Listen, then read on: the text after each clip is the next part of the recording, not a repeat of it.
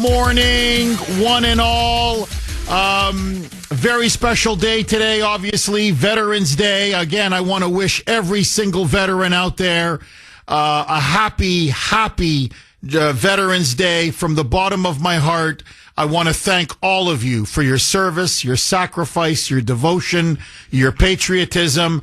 I know I've said this, I don't know how many times, but it's true.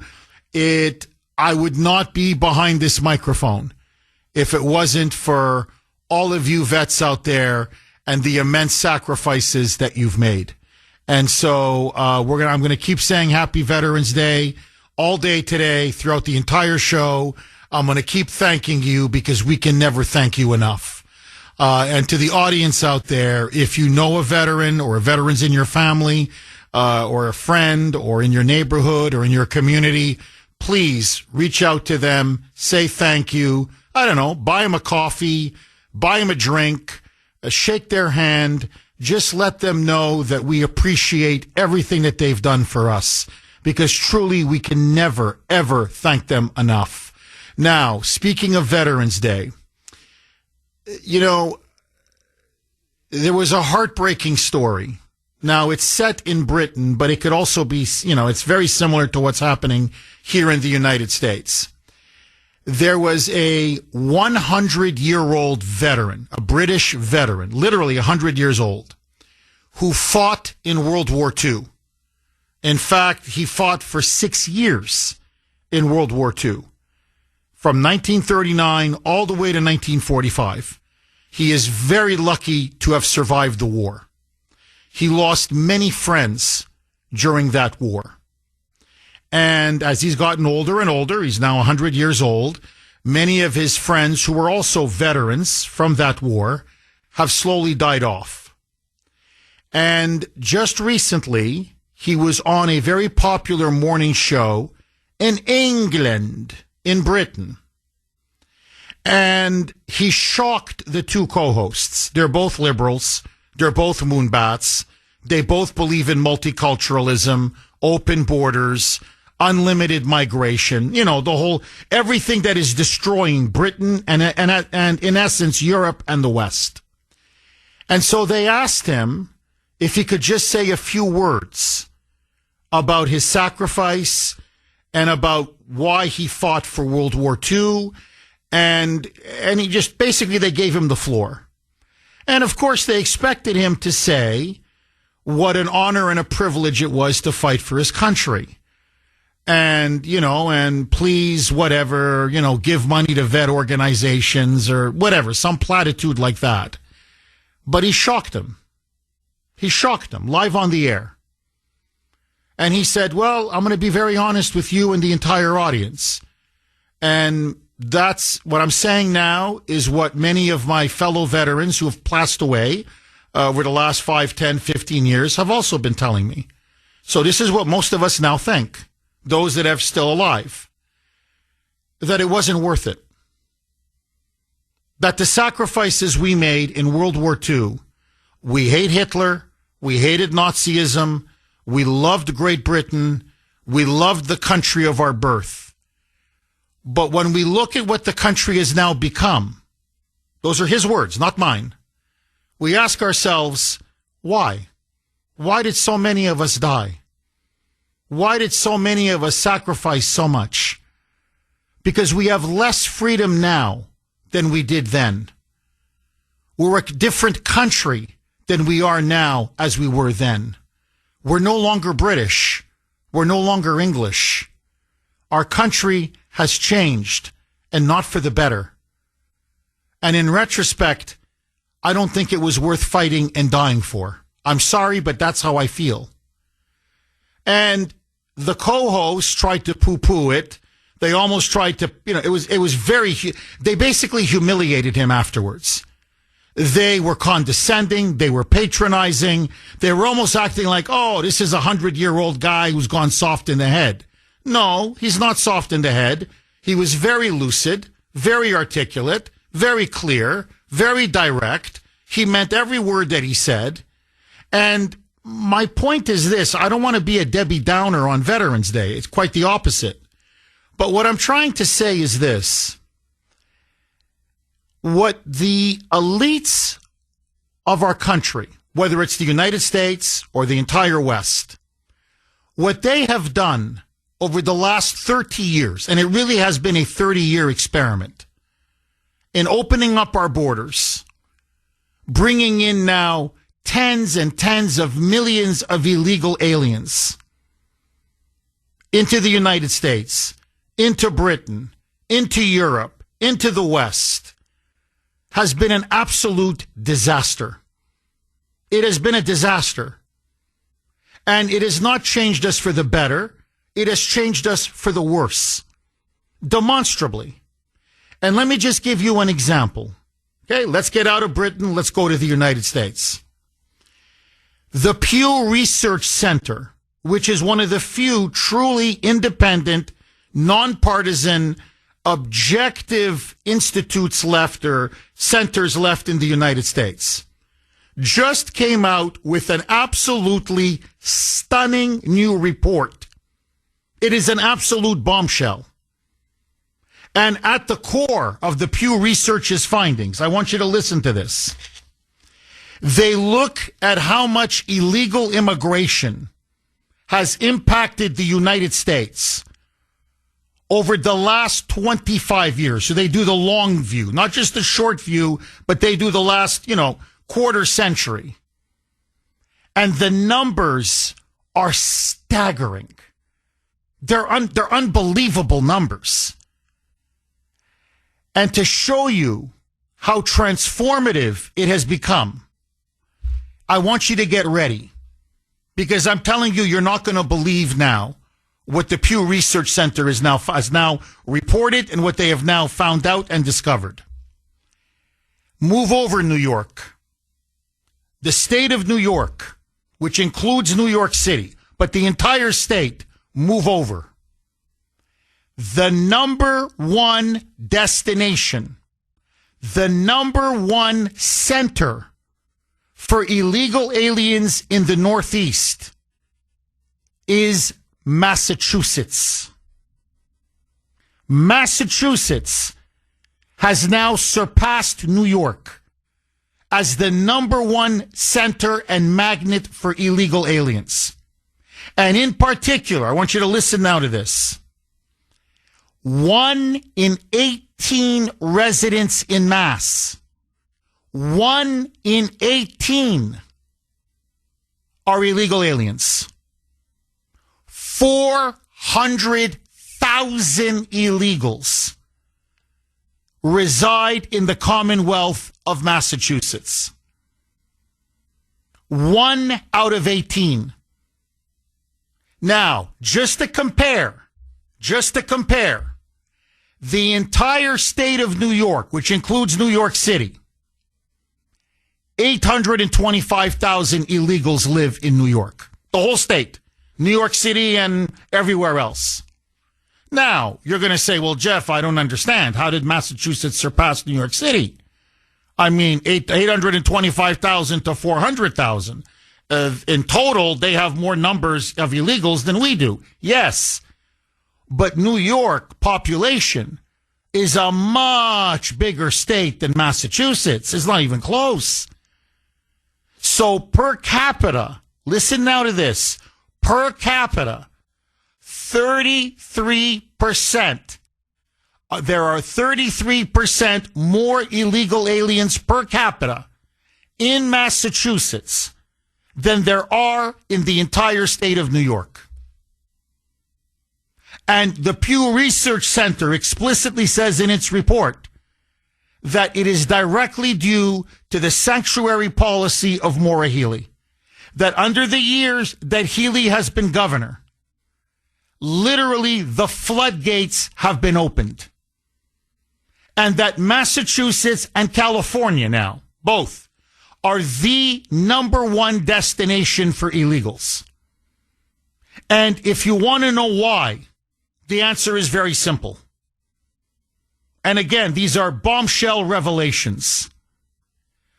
Under Maura Healey, listen now to this, illegal aliens are given $30,000 over 2 years to go and get the housing or the apartment of their choice. They are given $4,000 a month, EBT cash, per month. $4,000. They are given $500 in food aid, food assistance per month. Plus free health care. U.S. citizens, legal residents of Mass, no free health care for you. No $30,000 over 2 years for you to get an apartment. No $4,000 a month cash.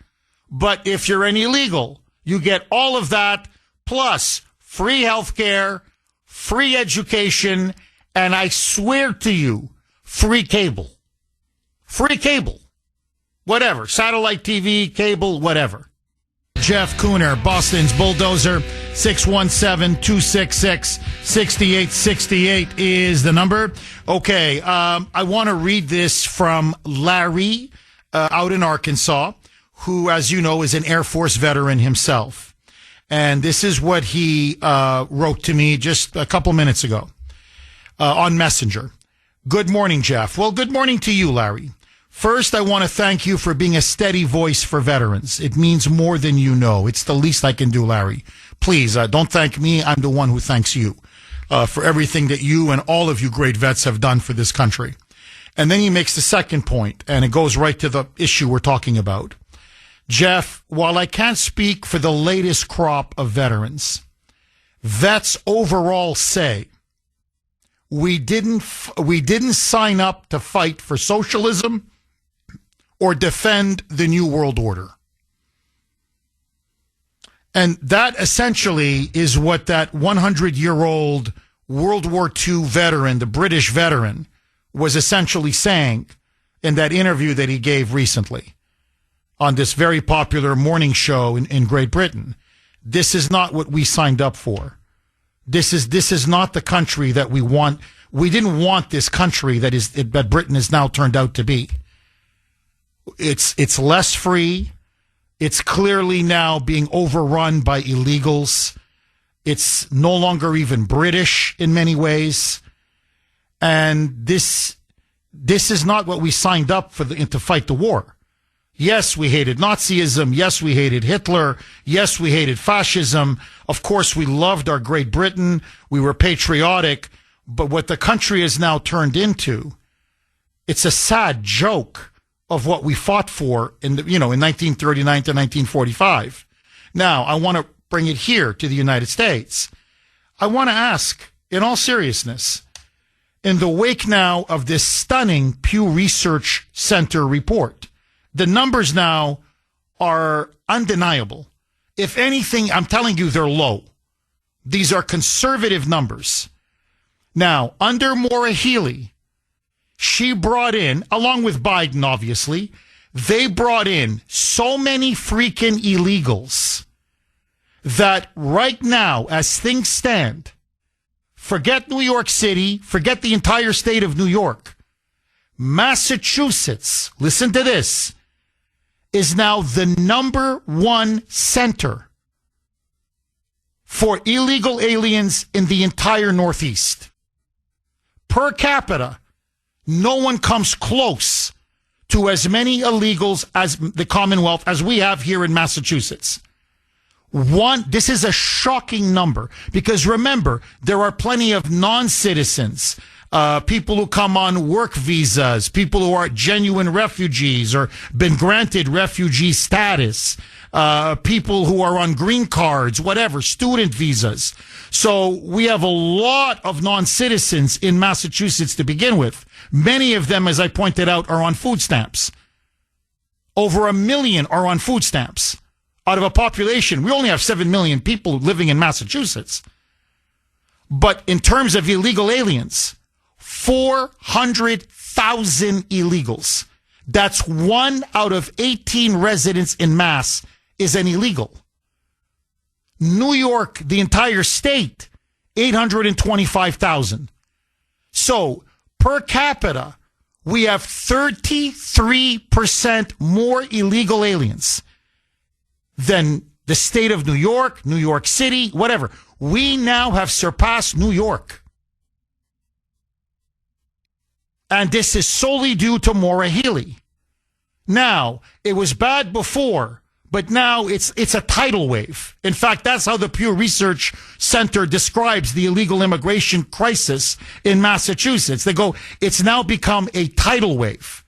And one of the biggest reasons why it's become the number one destination for illegal aliens outside of California, really now it's a race between us and California, is because, frankly, even New York doesn't offer these kinds of benefits. Maryland, very liberal state, doesn't offer these kind of benefits.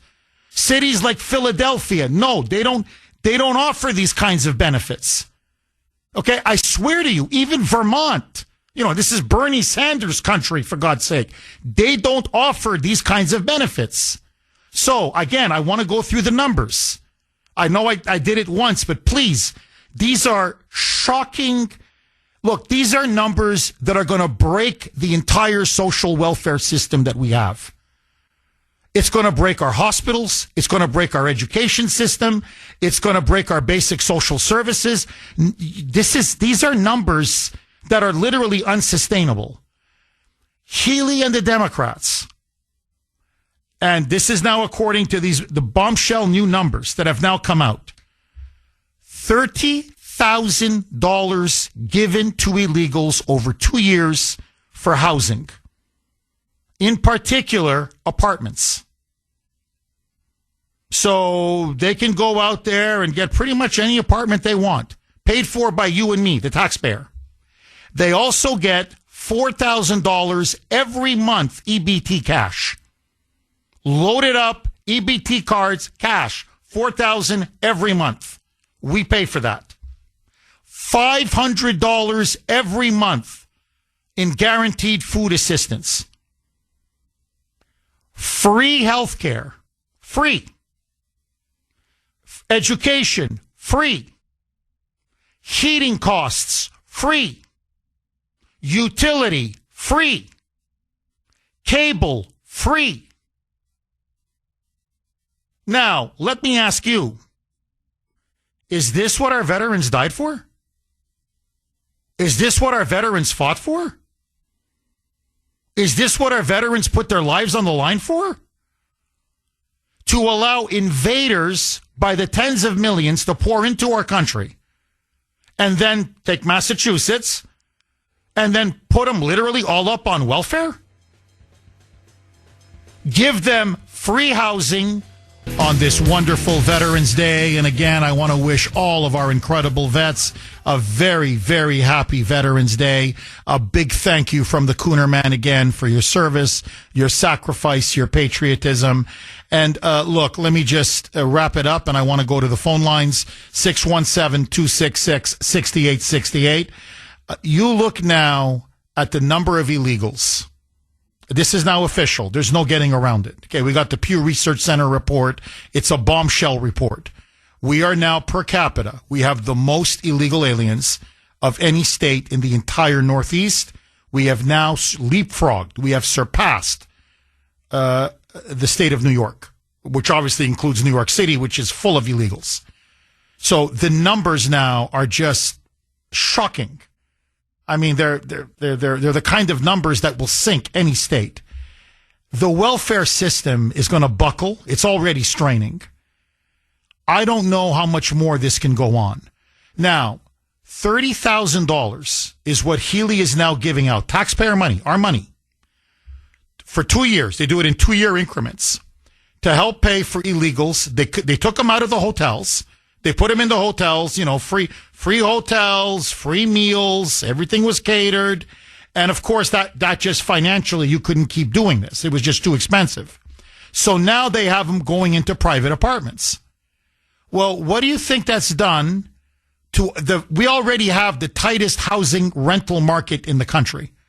Okay, rents are insane. Practically everywhere in Massachusetts, but you go to Boston, I mean, it's freaking gonzo. $3,500, and you're like, this is like 500 feet. This is a shack. So rents are out of control. Housing is out of control. You want to talk about an affordability crisis. Young people, how could you afford a house?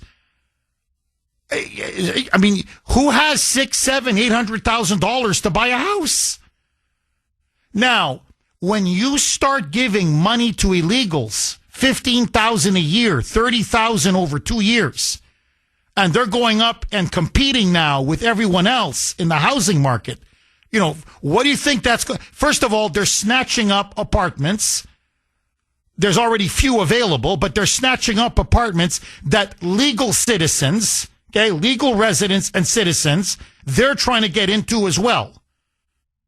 So it creates a housing crisis, a rental crisis. And it keeps driving up the cost of rent and the cost of housing, which makes Massachusetts even more unaffordable and more expensive. Now, furthermore, so now our hospital system is completely overrun. Why? Well, because they get free health care. So you're flooding the state with all these illegal aliens, and they're coming now in massive numbers. And so the emergency rooms are full. The hospitals, the healthcare clinics are full. And eventually they're going to buckle and they're going to snap under all of this weight. The schools are overflowing because they get free education. So now you're talking about classroom sizes of 35, 40, 42, 44 students per classroom, many of whom do not speak English.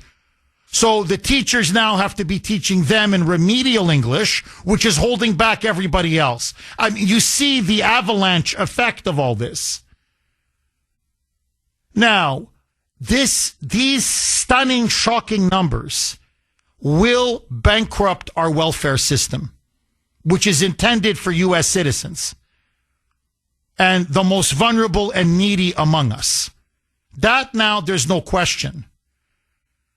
So if you want to know why Massachusetts has become, look, in my lifetime, the 13 years that I've been here, 14 years now, in Massachusetts, I've seen the state change.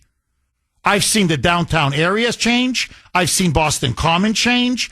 I've seen the city of Boston change. But I've seen much of Massachusetts change. It is the third worldization of Massachusetts. There's more poverty.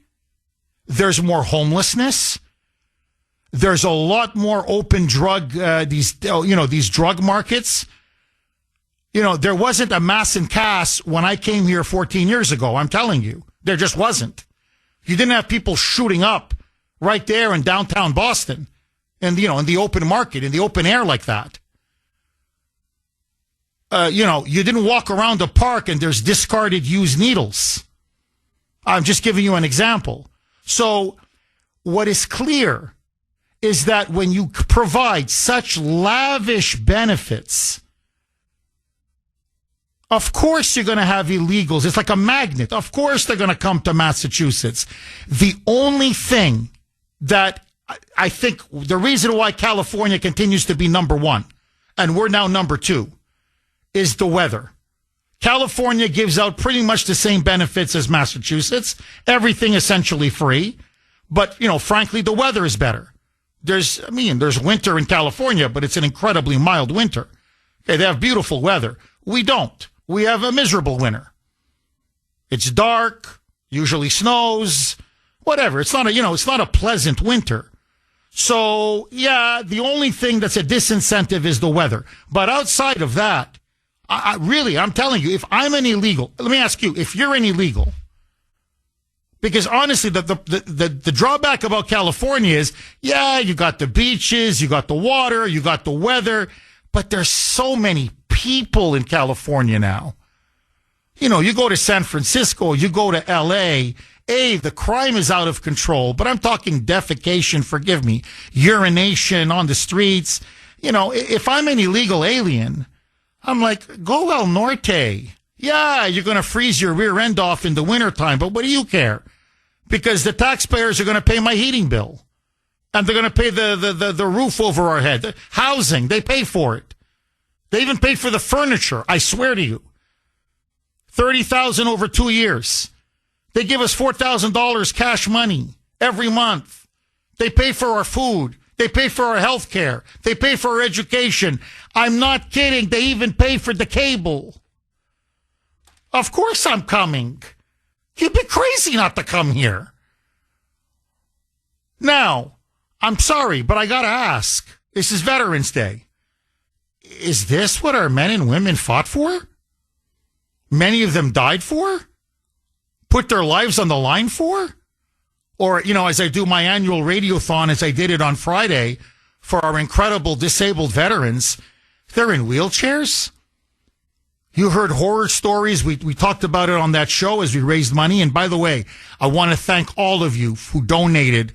We raised over $118,000 just on the Kuhner report alone for disabled American veterans. So, a big kiss from me, a big thank you from the Kuhner man. But you heard their stories. They come back for severe PTSD. Many of them attempted suicide. One told a story he hung himself or tried to hang himself, and by God's grace, the rope broke. And he realized, I don't want to do this. I don't want to do this. My point being that these veterans sacrifice so much for us. Is this what they're sacrificing for? For foreigners? Invaders? People who come into our country, break our laws, come here illegally, and then suck up all of our taxpayer money and our welfare benefits that should be going for our poor, our homeless, our needy. And as many of these vets testified personally, we're sleeping on the streets. We're sleeping in cardboard boxes. Nobody cares for us. But if you come in illegally, all of a sudden, Maura Healey goes out of her way. She doesn't give the veterans $30,000 for free to get a free apartment or subsidized apartment. She doesn't pay one of their heating bills. They're not giving them $4,000 a month EBT cash. Thank you for your service. Or giving you $500 every month in food assistance. Or giving them free health care. They don't get free cable. Forget everything else. Let me ask all of you. When did the government ever pick up your cable bill once? Okay, I have DirecTV, satellite TV. Okay? Could they pick it up once? No. Blank you. They want to tax me more. 617-266-6868 is the number. Okay, you want to make the Pew Research Center's point, how we've become now the number one magnet, the number one destination for illegal aliens in the entire Northeast. We now have more illegals per capita than even New York. That includes the city of New York, the state of New York, Massachusetts, numero uno for illegals now in the Northeast. Why? Okay, here it is. This is a former law enforcement officer, good friend of mine, texted this to me on my private phone. So I know he's telling me the truth. I know him. I can vouch for him. His integrity is impeccable. Jeff, my son works at a local grocery store. Now listen to this. He told me yesterday that he rung up the highest order he's ever seen. A family of what appeared to be foreigners / illegals purchased $897 worth of groceries. Good God. $897 worth of groceries. Well, what the hell did they buy? What did they buy? The entire store? That's not, let's not quibble over $3. That's $900. What did they buy? Every freaking steak in the store? Anyway, Jeff, guess how they paid? You guessed it. Food stamps. WTF with 3 question marks. I mean, either you laugh or you cry. I mean, there you go. There you go.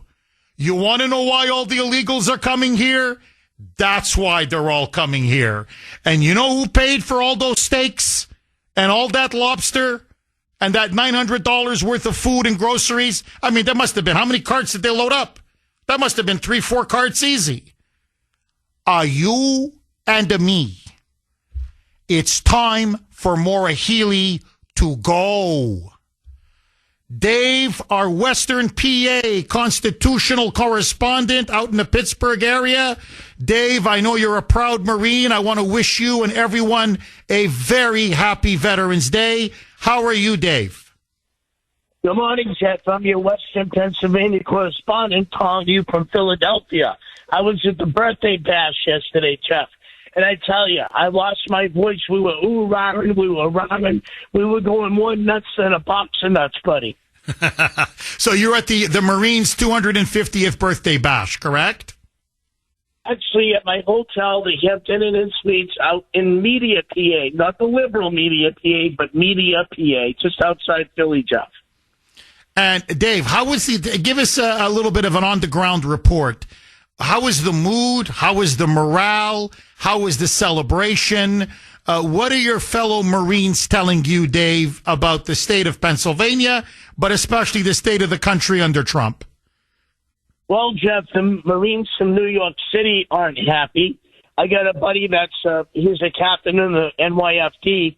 He says he might retire early, too, FDNY. And as far as, the state of Pennsylvania, from my area, we're good because we got my neighbor, John Fetterman, as our senator. He's even senator out this far. But, Jeff, when I was driving down the turnpike in Pennsylvania, like you get the Mass Turnpike, I mean, it's beautiful country, Jeff. Beautiful, gorgeous farmland, beautiful animals everywhere. I thought I was in heaven. And when I arrived in Philly, the first thing I did, I went to Gino's Cheesesteaks, and I had a cheesesteak. And to be honest, Jeff, like Dave Portnoy, the pizza guy, I wasn't very impressed because I've had better cheesesteaks back in Boston, like a pepper steak.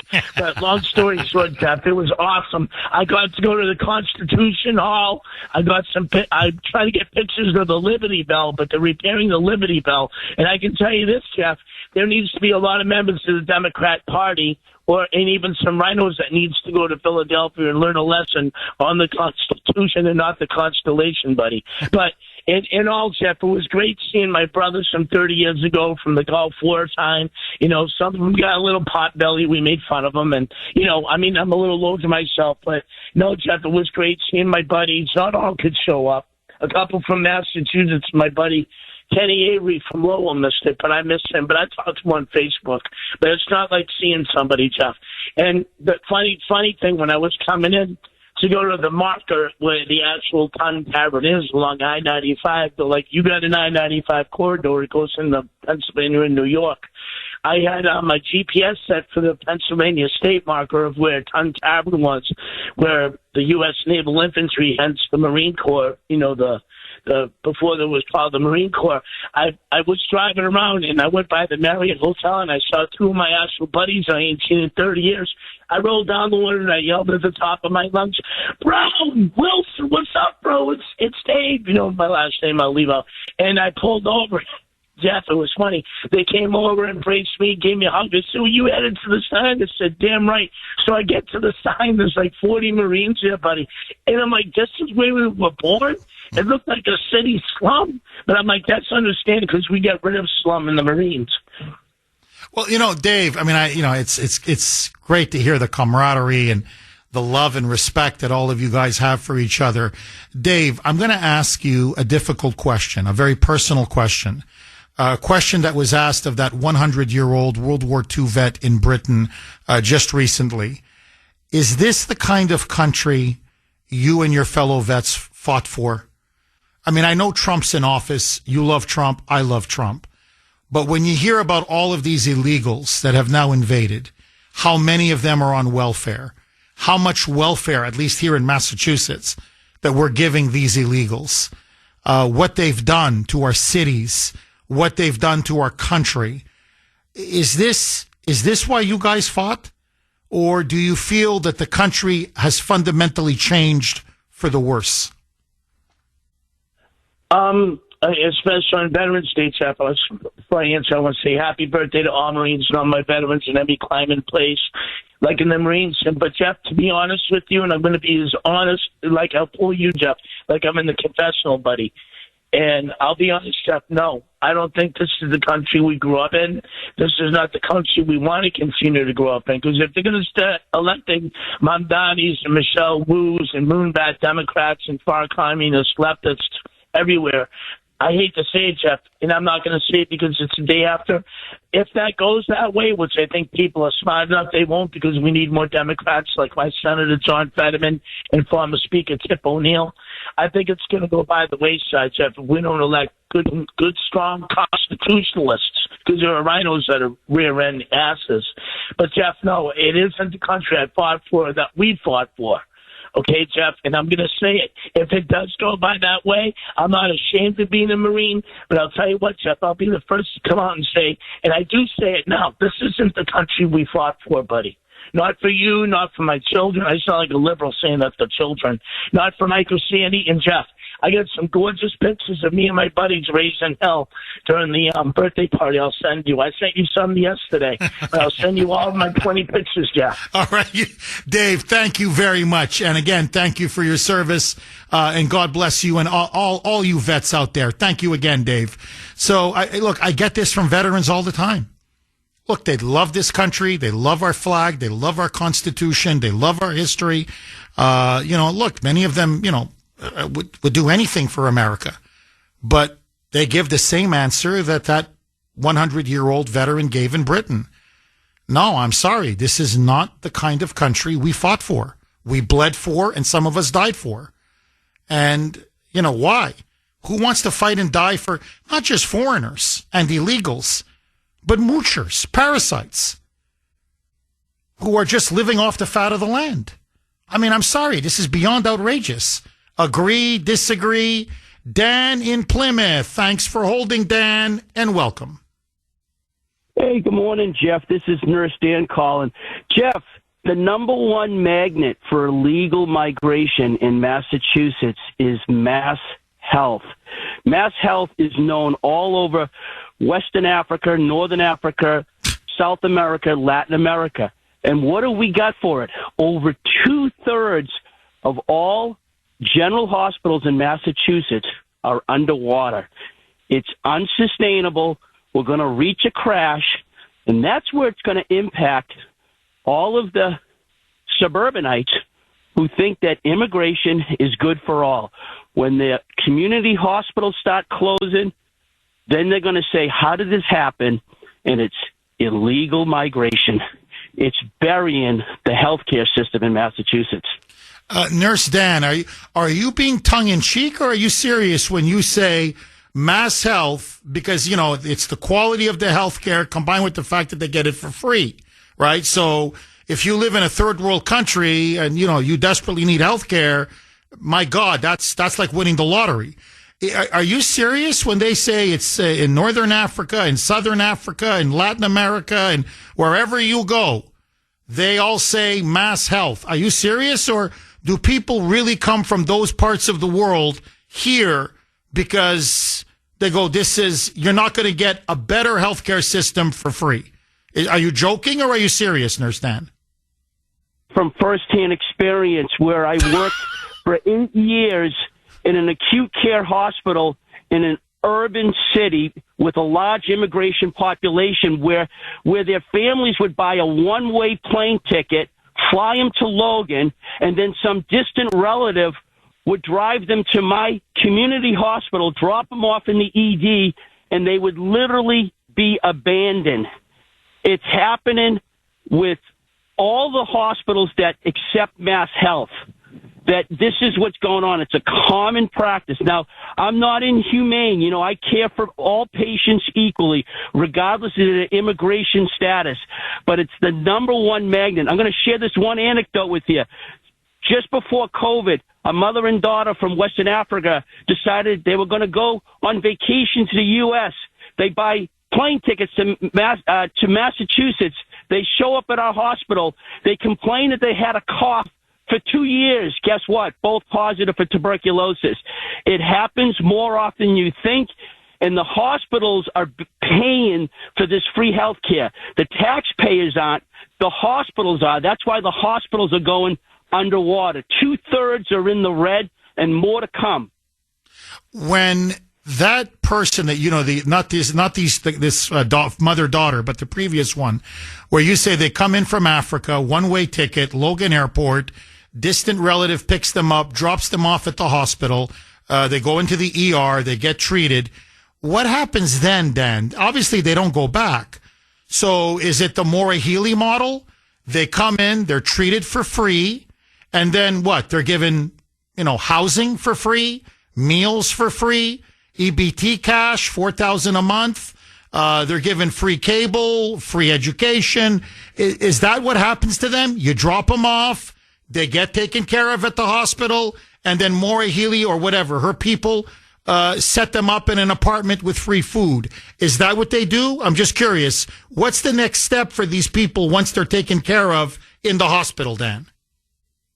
Speak to that, Jeff, because I'm a bedside nurse. So once they get discharged from the hospital, they're no longer under my care, so I can't speak. I will share this one anecdote with you where a very elderly person who had advanced comorbidities was abandoned by his family. My hospital literally paid an employee to accompany this abandoned patient and fly him back to Western Africa because his family did not want to reclaim him. That's how dramatic it is. And that all costs the hospital, not the taxpayers' money. And so the hospitals aren't closing their doors to patients who are in need because, after all, the average person is humane. But what I'm looking at is the dollars and cents, and it's Mass Health that is the magnet for migrants from all over the world, and they're going to and they are bankrupting our hospitals, especially our community hospitals. It's great if you live in the city of Boston and you got 4 renowned trauma center hospitals, but guess what? Most people don't live in the city of Boston. They live out in the 128 or 495 Beltway, and so they're relying on community hospitals, and those are the hospitals that are suffering, and they're carrying the undue weight of illegal migration. And the hospitals, if you look at their bottom lines, they're all underwater, and it's all because of illegal migration. Oh, you nailed it. Dan, outstanding call. You absolutely nailed it. Dan, as always, thank you very much for that call. Look, I'm going to keep saying this over and over again. If the Republicans do not defeat Maura Healey, then I'm telling you they're useless. They're useless. She is by far, and this is saying something, the worst, most destructive, incompetent governor this state has ever had. And by the way, we could have had Jeff Deal. We could have had Jeff Deal. Whatever all of you think of Jeff Deal, he wasn't this. But the Rhino stabbed him in the back. The Boston Herald, not just the Boston Globe, the Herald, the Republican establishment, and some of their paid lackeys in talk radio, you know who they are, did everything they could to torpedo and sabotage Jeff Deal when he ran against Maura Healey, thereby guaranteeing a Healey victory and now a Healey governorship. And we're all paying the price. But, what does some of them care? Because now they live full-time in Florida. So that's the problem. They live in Florida. They're registered to vote in Florida. They're not here anymore. So what do they care?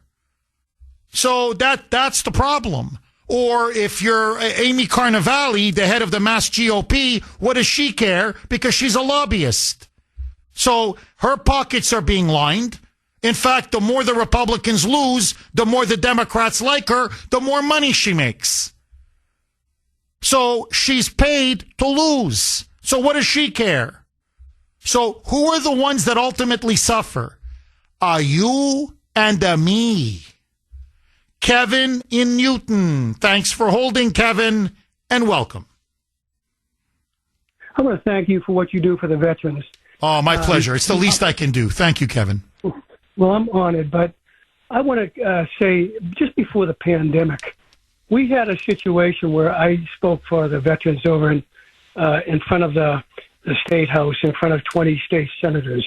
And these people were so rude and so disrupting on the level that they were talking to the people that were speaking, and just they didn't want to have the state go sanctuary state.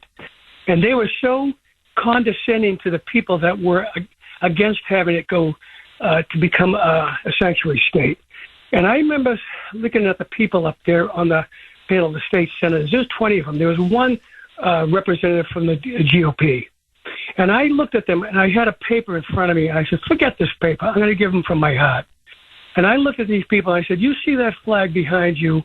I said, I've got your attention now, because all these people that were speaking to them from the hotels union and so forth, they all wanted it.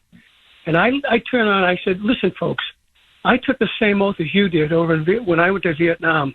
I saw that flag shredded.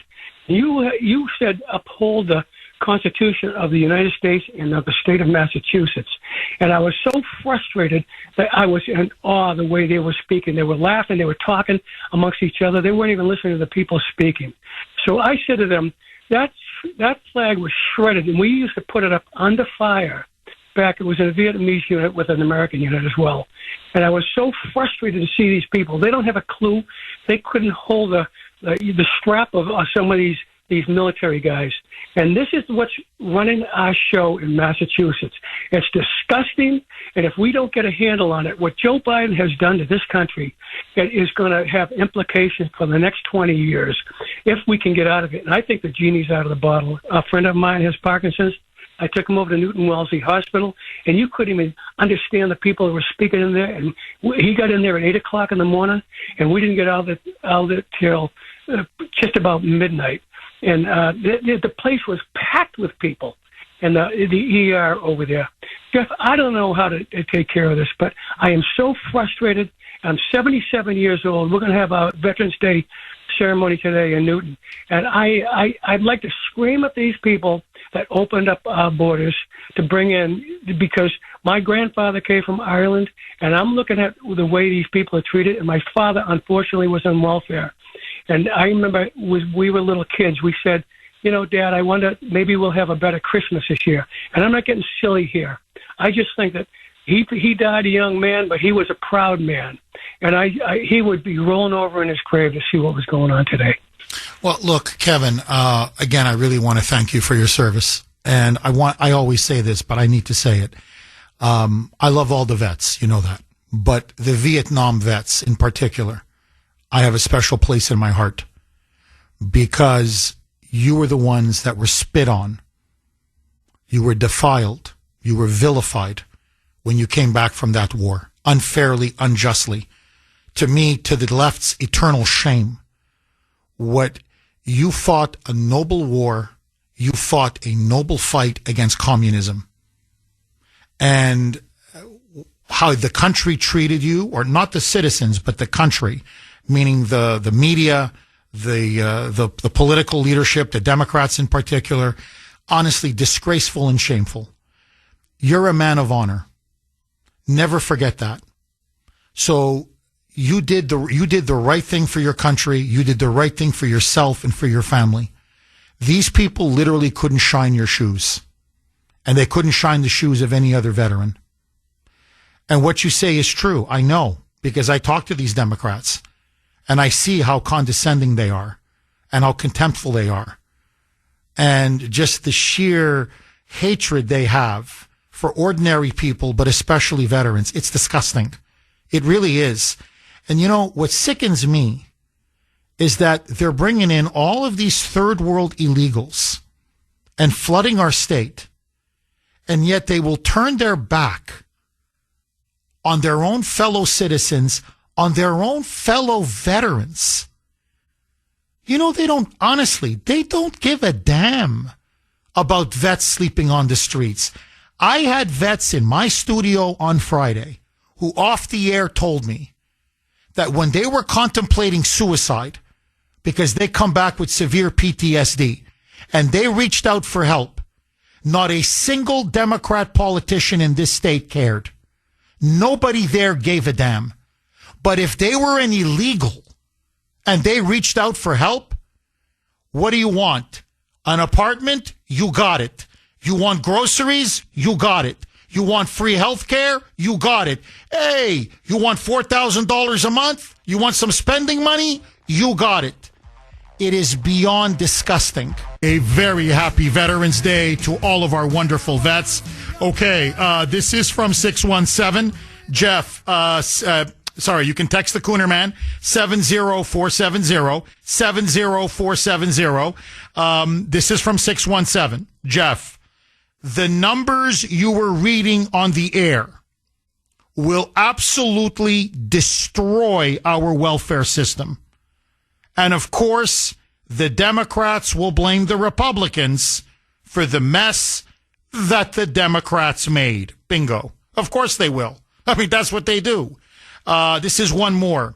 Jeff, again, 781. Forgive me. This is 781. Jeff, Michael Savage said it best. Diversity is perversity. All it does is divide and destroy. The opposite of diversity is unity. That's what's missing, unity. Well, you see, that's what open borders, that's what unlimited illegal immigration, that's the, when you invite an invasion, a third world invasion of your country, that's the goal, is to destroy the country's its unity, its national cohesion, its national culture, its national language. Look, I can't tell you now how frequent it is. And I'm out in the, I'm in the suburbs. Forget when I go to downtown Boston. My God, downtown Boston is 1,000 times worse. Nobody speaks English anymore. Really, I'm serious. Everywhere I go, I mean, I hear Arabic, I hear Portuguese, I hear Spanish, I hear Chinese, I hear people speaking in all kinds of Asian languages, Eastern European languages, to be honest with you. I mean, it's like the Tower of Babel. It's like where nobody can speak the same language anymore. And there are many people, I'm like, I can't even make that out. Like, I'm not kidding. I don't know. Spanish. Yeah, I know a few words. Okay, that's Spanish. Portuguese, usually they're Brazilians. Yeah, I get it. Arabic, you can tell. Chinese or, okay, but there's, I swear to you, or whatever, Russian or I'm hearing a lot of Ukrainian now. They're bringing in a lot of Ukrainian refugees. A lot of Ukrainian migrants are pouring in. So, and they're putting them up on welfare as well. Okay. But, so let that go. But my point is, some of them I can make out. But it's getting so bad, I'm like, I have no clue what they're saying. Like, I don't know where they're from. I couldn't give you a guess.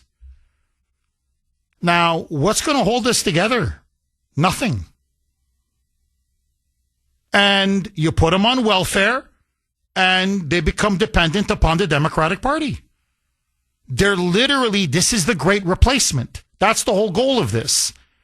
It's to replace the Native American voters, Native American workers. They're bringing in cheap labor as well. And just replace us completely and have us a submissive, servile population dependent upon the Democratic Party and big government socialist handouts. I mean, it's so obvious that's their intention. And, do I think the vets sacrificed for this? No, they didn't sacrifice for this. So, no, we have to take our country back. I'm sorry, that's the only solution.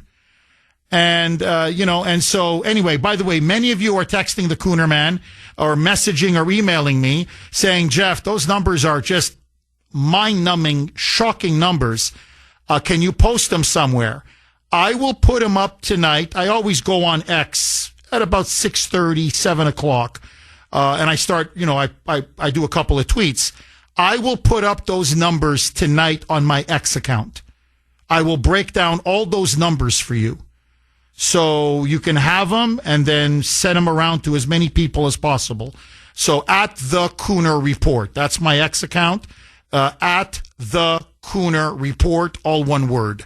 Arthur in Chestnut Hill. Thanks for holding, Arthur, and welcome. Well, as a proud veteran, I'm sorry for what this country is today. There's no way I can be proud of this country, especially with what we've turned around and replaced respect for the Jewish population with respect for the Muslim population, and that's a disgrace. The Jews came here to America, and they didn't. When they came with just a suitcase, and everywhere they turned, they created safe, clean neighborhoods, and where you could walk the streets at night. And now they're replaced by Muslim and minority neighborhoods where you can't walk anywhere. And you mentioned Vietnam, and you remember why we went to war in Vietnam to fight communism, and now we're electing communists. We fought a war in Iraq because of 9/11 to fight the terrorists, and now we're electing terrorists, and nobody seems to care about it. I can't recognize this country today. And it started with the election of Obama, who was in a church for 20 years or a pastor. I don't know what kind of pastor is that said, "God damn America, God damn America." What kind of person who could be in this country could say that? And again, I go back to where one of the greatest songs about America, "God Bless America," was written by Irving Berlin, another contribution by a Jewish person. And it's not the fact that I'm Jewish that I'm saying these things. I'm saying these things because I'm proud of whatever helped make America great. And I don't care if it was Irish, Italian, whatever, as long as it helped make America great. And everything that's going on today is to help bring America down. And I don't know what Trump is smiling about. When this country needed him and with elections going on. Arthur, can you do me a favor? I'm up against a hard break. Very, very happy Veterans Day to all of our brave, patriotic veterans. I love you guys and gals, obviously, our men and women, in a non-sexual way. So, again, this day is for you, and please, to all of you non-veterans out there, myself included, obviously, please, if you see a veteran, thank a veteran.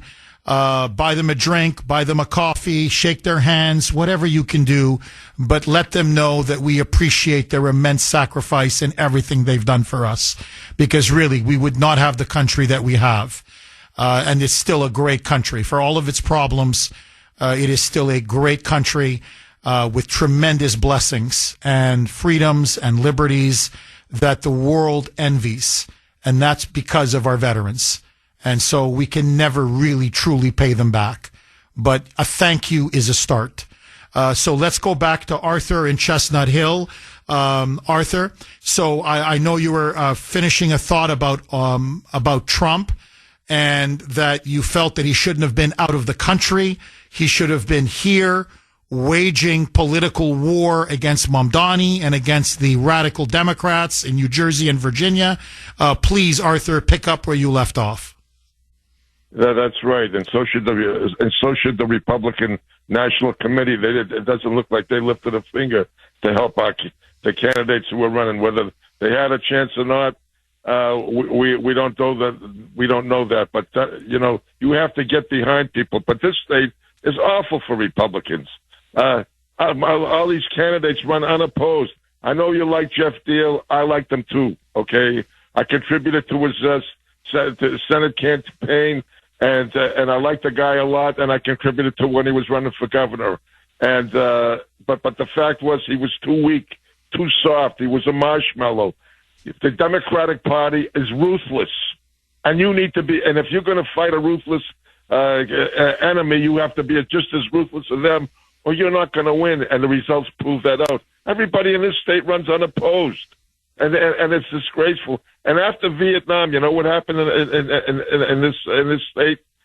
The caucus, they closed down the Mass State hospitals where the veterans who came back, used to go to get mental help for their PSDT and mental situations that they had, and they would go there and they could get some assistance.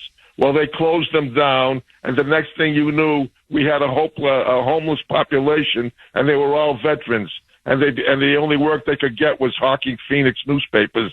And then Dukakis, where at the height of hypocrisy, we have to raise taxes to help the homeless that he created, who were veterans. And look at Charlie Baker with the veterans center out in the West, where all those guys died because of the corruption that existed there and the lack of care that they got. This state has been a disgrace, and it doesn't even barely resemble Massachusetts when I came here in 1950. This education system, everything is gone, and this is not. And the reason that we signed up to join the military way back when is because we wanted to preserve what we had and give back to what they were giving us. But this country isn't giving Americans anything anymore. It's only given to criminals, gangbangers, and illegals. That's who's getting everything. And we have a deficit, Jeff, of $38 trillion. So they're never going to go out of money to give these people. They're just going to keep printing more, and this country's going to fall apart from within. It's just awful to witness what I've seen happen. Oh, I agree. No, Arthur, look, I really agree, and that's why I share the sentiment of so many. I mean, I've never served. I always say this. I'm not half the man that you veterans are. I never served. I never had bullets whizzing by my head. I never put my life on the line for this country the way you did, Arthur, in Vietnam and so many other vets. And that's why I can't thank you and all the vets enough for your service. But you're right. This is not the country you fought for. I mean, it's just not. And I hear it from veterans all the time. And they say, no, look, I'm sorry. The Democrats in particular, the Republicans have a lot to blame as well. But the Democrats in particular have run this country and especially this state into the ground. And really what MAGA is at its core, the Trump revolution, is we're just cleaning up their mess. That's all we're doing. We're just cleaning up their mess. Or to be more accurate, we're trying to clean up their mess. And as we try to clean up their mess, here, just take illegals. As we go in and try to deport violent criminal illegal after violent criminal illegal, murderers, gangbangers, sex traffickers, drug dealers, rapists, child molesters, for God's sake, they're resisting in the cities. Arthur, I don't know if you saw this. In Chicago, literally now, it was like basically a mini civil war broke out. This was over the weekend. And you had illegal aliens literally shooting at ICE agents as they were enforcing federal immigration law and making raids. So ICE agents came under direct fire. Some illegal alien, probably a gangbanger, in a black Jeep, just drove by like a drive-by shooting and just boom, boom, boom, boom, boom, boom, boom, boom, boom. And then as ICE agents took fire, then other anti-ICE activists, egged on by the governor, egged on by that crazy mayor, started throwing rocks at ICE agents, bottles at ICE agents, projectiles at ICE agents. I mean, ICE agents and Customs and Border Protection agents said it felt like a civil war. Their words, not mine. So, and as we're trying to clean up their mess, they're resisting. Hell, they're starting to resort to violence to prevent us from cleaning up their mess. Because you're right. This country now, for the Democrats, is all about servicing the criminals, the gangbangers, the illegal aliens, and those welfare deadbeats. That's it. That's their base. And they will do everything and anything to protect them, including, by the way, shut the government down for 40 days, as we just saw, to the point that it was like planes were going to fall out of the sky. But they didn't care. Americans were going hungry. They didn't care. How many thousands of people couldn't get paid? How many federal employees couldn't get a paycheck for 40 days? They didn't care. So you go hungry, blank you. You can't feed your family, you can't pay your rent, blank you. Your flights are canceled and you're sitting at an airport, God knows, for 12 hours, 16 hours, 20 hours, or planes are almost colliding in the air, blank you. They showed us who and what they truly are. They don't give a damn about us. Arthur, thank you, as always. Very stimulating call. 617-266-6868. Agree, disagree. Keith in Northborough. Thanks for holding, Keith, and welcome. Yes, good morning. Good morning, Jeff. Hi, Keith. How are they getting signed up for all these benefits? Are there welfare people going out to different areas? It's like, where can we go, so-called, to maybe sign up or try to sign up and say, well, we don't qualify, just to have so many people in line to make it impossible for this to be happening in order to bring out some attention to it. You follow me? No, but that's the thing, is that the bureaucracy, and I got to give the Dems their due, the devil their due, or the devil his due. They've loaded up the bureaucracy with Democratic operatives and Democratic hacks. So say Keith in Northborough, just for the hell of it, just to gum it up, right? You just say, look, let's all of us start applying for all this housing and the EBT and, just to overwhelm the system. And to make a point, no, they're very fast. They're very fast. Within 2 minutes, they go, okay, Keith, are you a U.S. citizen? Nah, you don't apply. What? That's it. Doesn't work for you. No, you're not. No, you can't. No, you're not eligible for this. How much money do you make? Well, whatever you make. I don't care. 30,000, 40,000, 50,000, whatever you make. That's too much. You're not qualified. You're not eligible. So they weed out American citizens and legal residents extremely fast. And it's for the illegals. And by the way, that's another bill that Trump wants to ram through that the Democrats are blocking, which is to deny all welfare to illegal aliens, period. Make it a national law, period. That's it, to ban it, period. And that's why he's calling for the end to the filibuster. It's one of the reasons why he's calling for an end to the filibuster. 617-266-6868 is the number. Okay, a happy Veterans Day to all of our incredible vets. I can't say enough good things about all of you. And please know from the bottom of my heart, thank you for your sacrifice, your patriotism, everything you've given to our country. And I want you to know that at least when it comes to the Kuhner report, and certainly when it comes to Kuhner country, we love you, we honor you, we salute you, and we will always have your back. That is my promise to you.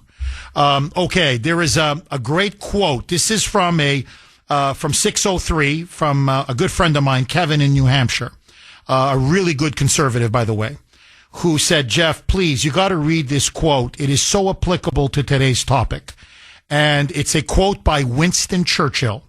Now, just remember, he's going to use the word race in this quote. But if you remember, at the time of World War II, where where Churchill said this famous quote, England was a very homogenous population. It was, overwhelmingly English. And so what he really meant was nation. When he's talking race, he's not talking race in the sense of Hitler or even the way we talk of race, white skin, brown skin, black skin. He really meant like the English race, as in the English people, the English nation. So he's talking about nation. And just substitute that for nation. And that really applies here to the United States because we're a nation. And that applies to every American of every stripe or racial background. We're all Americans. So this is what Churchill famously said. Still, it is the primary right of men to die and kill for the land they live in, and to punish with exceptional severity all members of their own race, meaning nation, who have warmed their hands at the invader's hearth.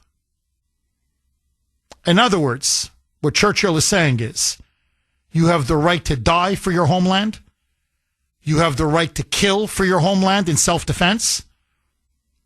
And to punish those, as he puts it, with exceptional severity.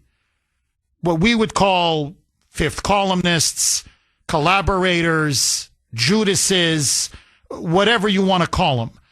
In other words, people who have, as he puts it very eloquently, warmed their hands at the invader's hearth. In other words, welcomed the invaders in, given them aid and comfort, collaborated with them, which is exactly what the Democrats and the establishment globalist rhino Republicans have done. It has been a uniparty conspiracy to flood our country with illegals. The Democrats are importing in cheap voters and obviously a dependent class to put on welfare, and the Republicans are bringing in cheap labor to undercut working middle-class Americans. And that's why both of them hate Trump, and that's why both of them hate MAGA. Now, I want to read this to you. It's a very, very moving text, and it's also from a good friend of mine. For some reason, all my friends are popping today. They're all texting the Kuhner man. But anyway, it's from 781. Jeff, and please listen to this, because this text summarizes, I think, the theme of the show. And really, what's truly happening in our country today that we need to acknowledge on Veterans Day, if we're being honest. Jeff, today's show brought back a painful memory. On what was to be one of the last days of my father's life, my sister and I brought him to the emergency room at one of the hospitals in Brockton. He was 94 years old. He was suffering from intense abdominal pain that night. He was a World War II veteran who spent the whole war in the United Kingdom and in the European theater fighting the Nazis. We sat there for almost 2 hours. Now listen to this. As illegal after illegal, accompanied by translators, received their care. We were way back in the line and had not even been registered yet. The crush of foreigners was so great. But a kind, middle-aged white nurse saw us in the corner, approached us and said, quote, "You are having chest pains, yes, sir? Severe chest pains." All the while, she was nodding her head up and down, indicating the right answer would be yes. And that brought my dad to the front of the line, finally. And Jeff, that was in 2009. I can't imagine how much worse it is now. You've got a 94-year-old World War II veteran who spent the entire war fighting the Nazis.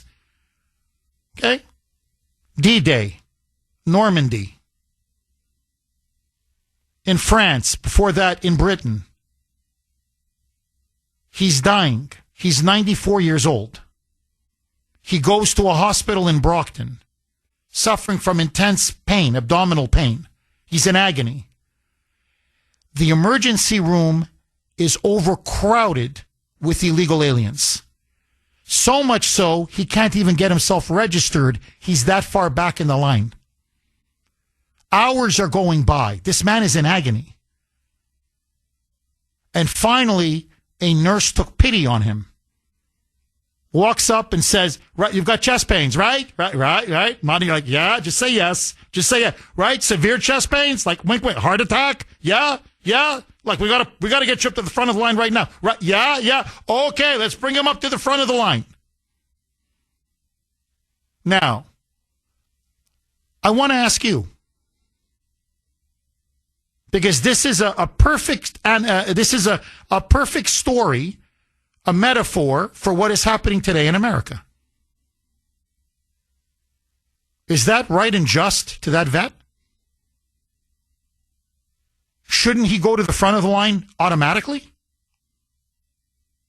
And yet, in this state, in our country, under globalism and open borders, he is in the back of the line. So illegals come first. Did they pay for the healthcare system? No, that veteran did. We did. Did they fight for our country? No, that veteran did. So why do they get first dibs? Why are they at the front of the line and he's at the back of the line? Everything is upside down. What's black is white. What white is black. What's up is down. What's down is up. And these Democrats walk around, I swear to you, I believe in tolerance and compassion and respect for diversity. No, you're a self-hating American. That's what you are. I'm sorry, you're a traitor. You're a traitor. You put criminals and foreigners and, frankly, illegal alien invaders above your own. Above your own, simply for the sake of power. It's disgusting. I'm sorry, it's disgusting. Now, I'm sure this person had other things to worry about because his father is dying. I know that feeling. And, you know, these are not the things you think of. You're thinking, you know, I want to get rid of the pain. I want to tell him I love him. I want to give him solace and comfort in these last moments of his life. But imagine if you asked that poor 94-year-old veteran, did you fight for this kind of country? Like, I'm sorry, when you stormed the beaches of Normandy and your buddies and best friends literally were getting killed to your left and to your right, bullets piercing their brains, bullets whizzing by your face, your heart beating 300 beats a minute, and you're thinking, I'm going to die next. I'm going to be shot dead next. And you see people moaning and groaning and bodies and body parts and blood everywhere because that's what haunts them for the rest of their lives. That's why they suffer from PTSD.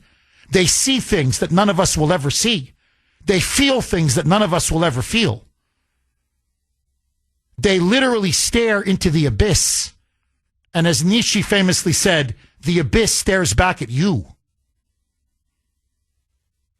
And as he's there putting one step forward and one step forward and one step forward and mustering the incredible courage to shoot back and sometimes on his belly crawl on the beaches of Omaha.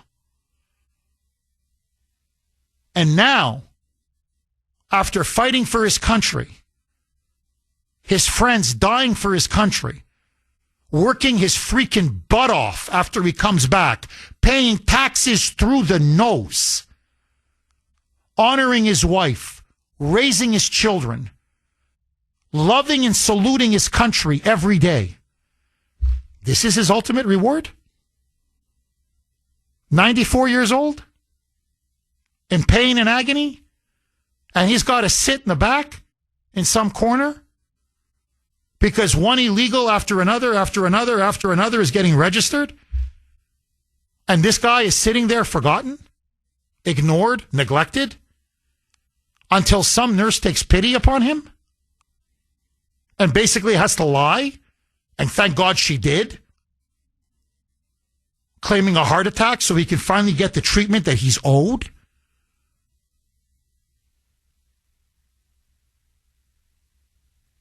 And liberals and Democrats tell me they honor our veterans? F off. F off. I don't want to hear your BS. I almost said it.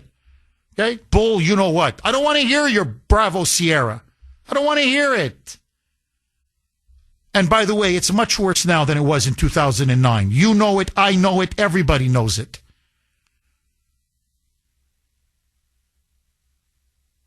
That's what is evil about multiculturalism. That's what is evil about diversity. That's what's evil about open borders. And let me just say one last thing, because I have to say this. Pope Leo XIV, okay, because I'm a devout Catholic, as you know. Pope Leo. As I said, I warned everybody, this is going to be Pope Francis 2.0. It's just, now he's going to do it in a more low-key style.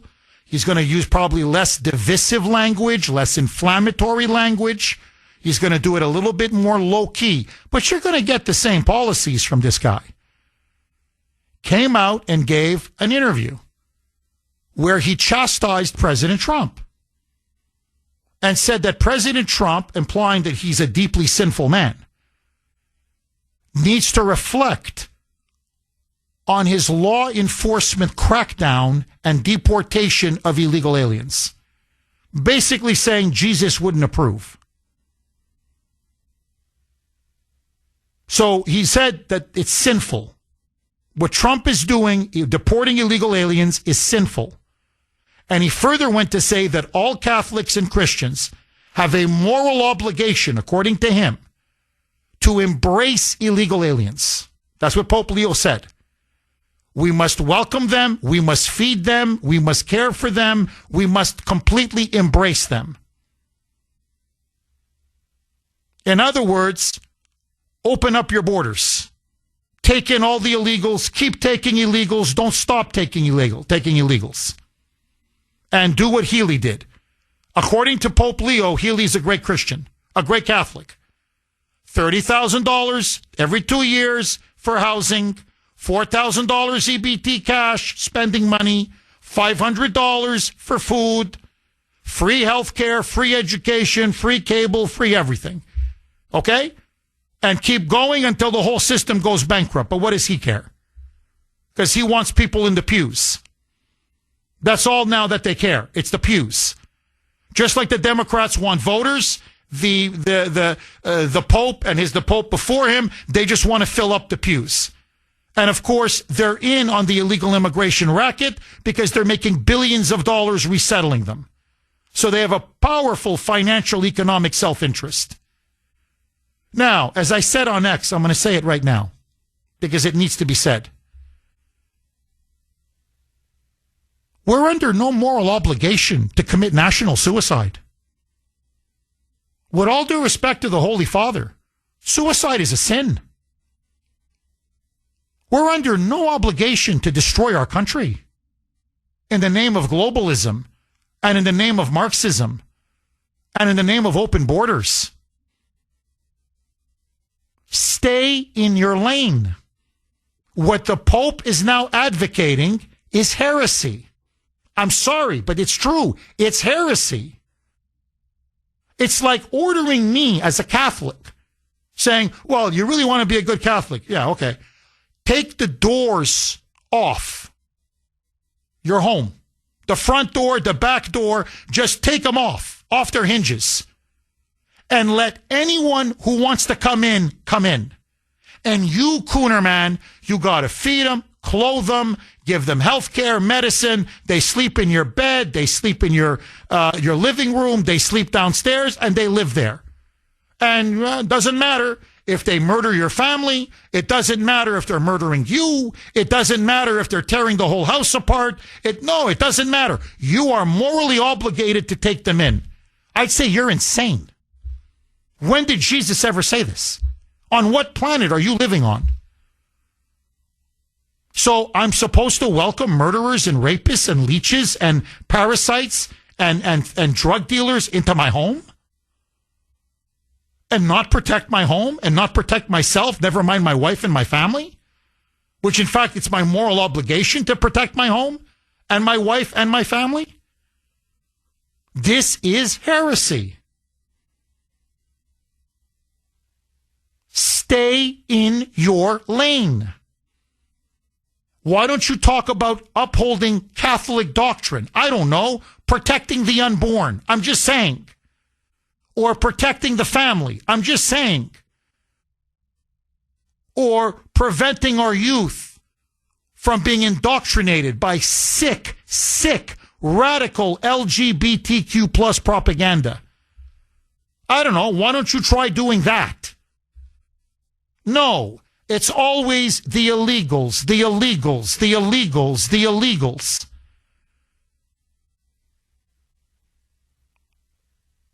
I don't know. Thank the veterans. If it wasn't for the vets, everybody in Europe would be speaking German. If it wasn't for the vets, we would have lost the Cold War and we'd all be speaking Russian. If it wasn't for the vets, we wouldn't have a country, a constitution, a Bill of Rights. We wouldn't have the freedoms and liberties that we have today. So I'm sorry. No. The illegals don't come first. They come last. Americans come first. And among Americans, the vets should be at the front of the line. Agree, disagree. Dominic in Saugus.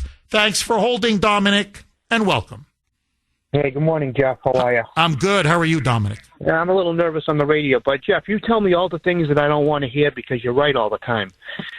I just sent you a text because I didn't think I was going to get on. It's going to take another 9/11 for people to wake up, and that's a sick road to have to walk down.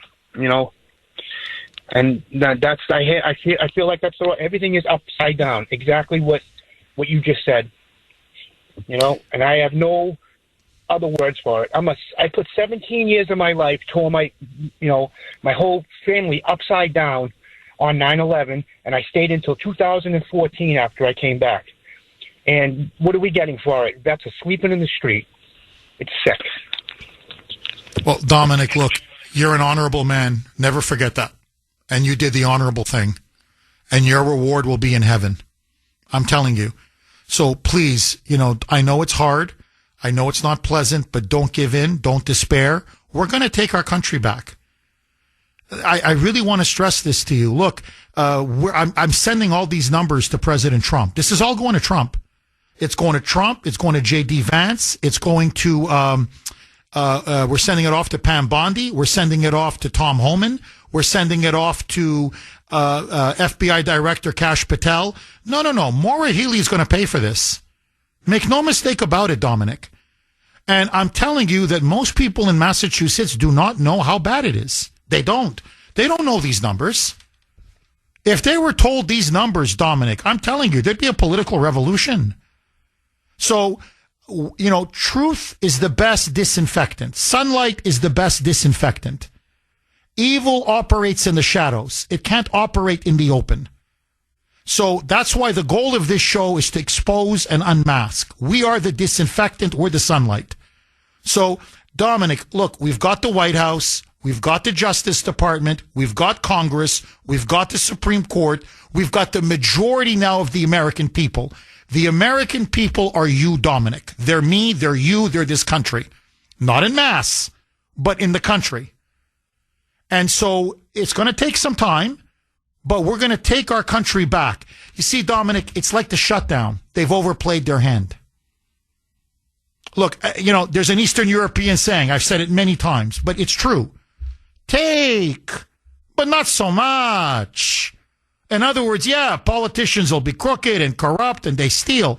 But if you start taking too much, they're going to rise up against you. They're taking too much. Dominic, let me ask you this. As a veteran, did you ever get $30,000 every 2 years to get yourself an apartment?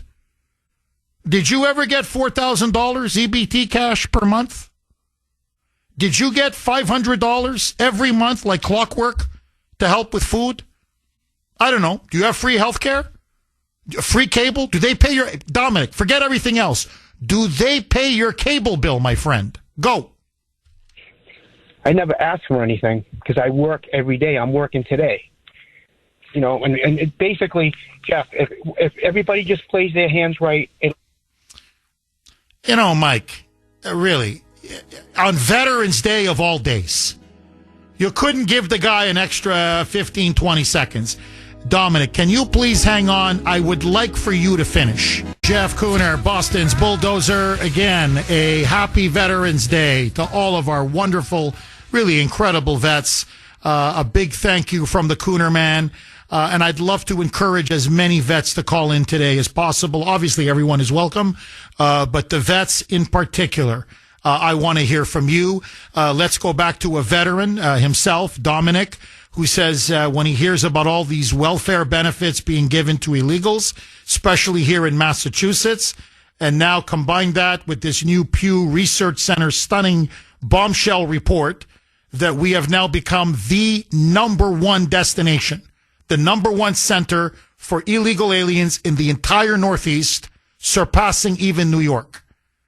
400,000 illegals now reside in Mass, 825,000 in New York. That includes New York City and, of course, the state of New York. But New York is a much bigger state. I mean, what are they? Way over 20 million in terms of population. You know, what are we? We're 7 million. So per capita, 33%. We have 33% more illegal aliens per capita than does New York. It's a stunning number.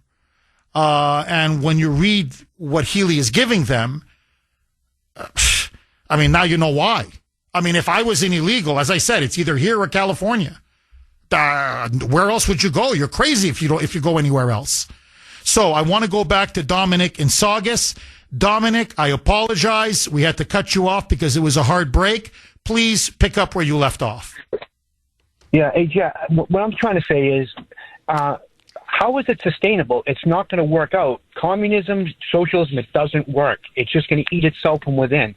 Forget about what the Pope says. He's useless these days, and I hate to say that, and I'm not sacrilegious, but he's just a figurehead, and it's just, you know, he spout more propaganda. If he was any kind of a pope, he'd be all against the abortion and all the illegal immigration, like you just said.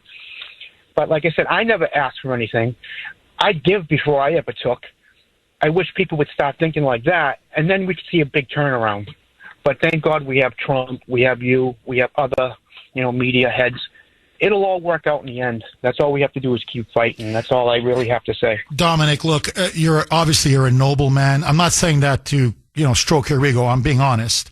You're a man of outstanding character. You want to give, not take. That's veterans for you. That's why I love the vets.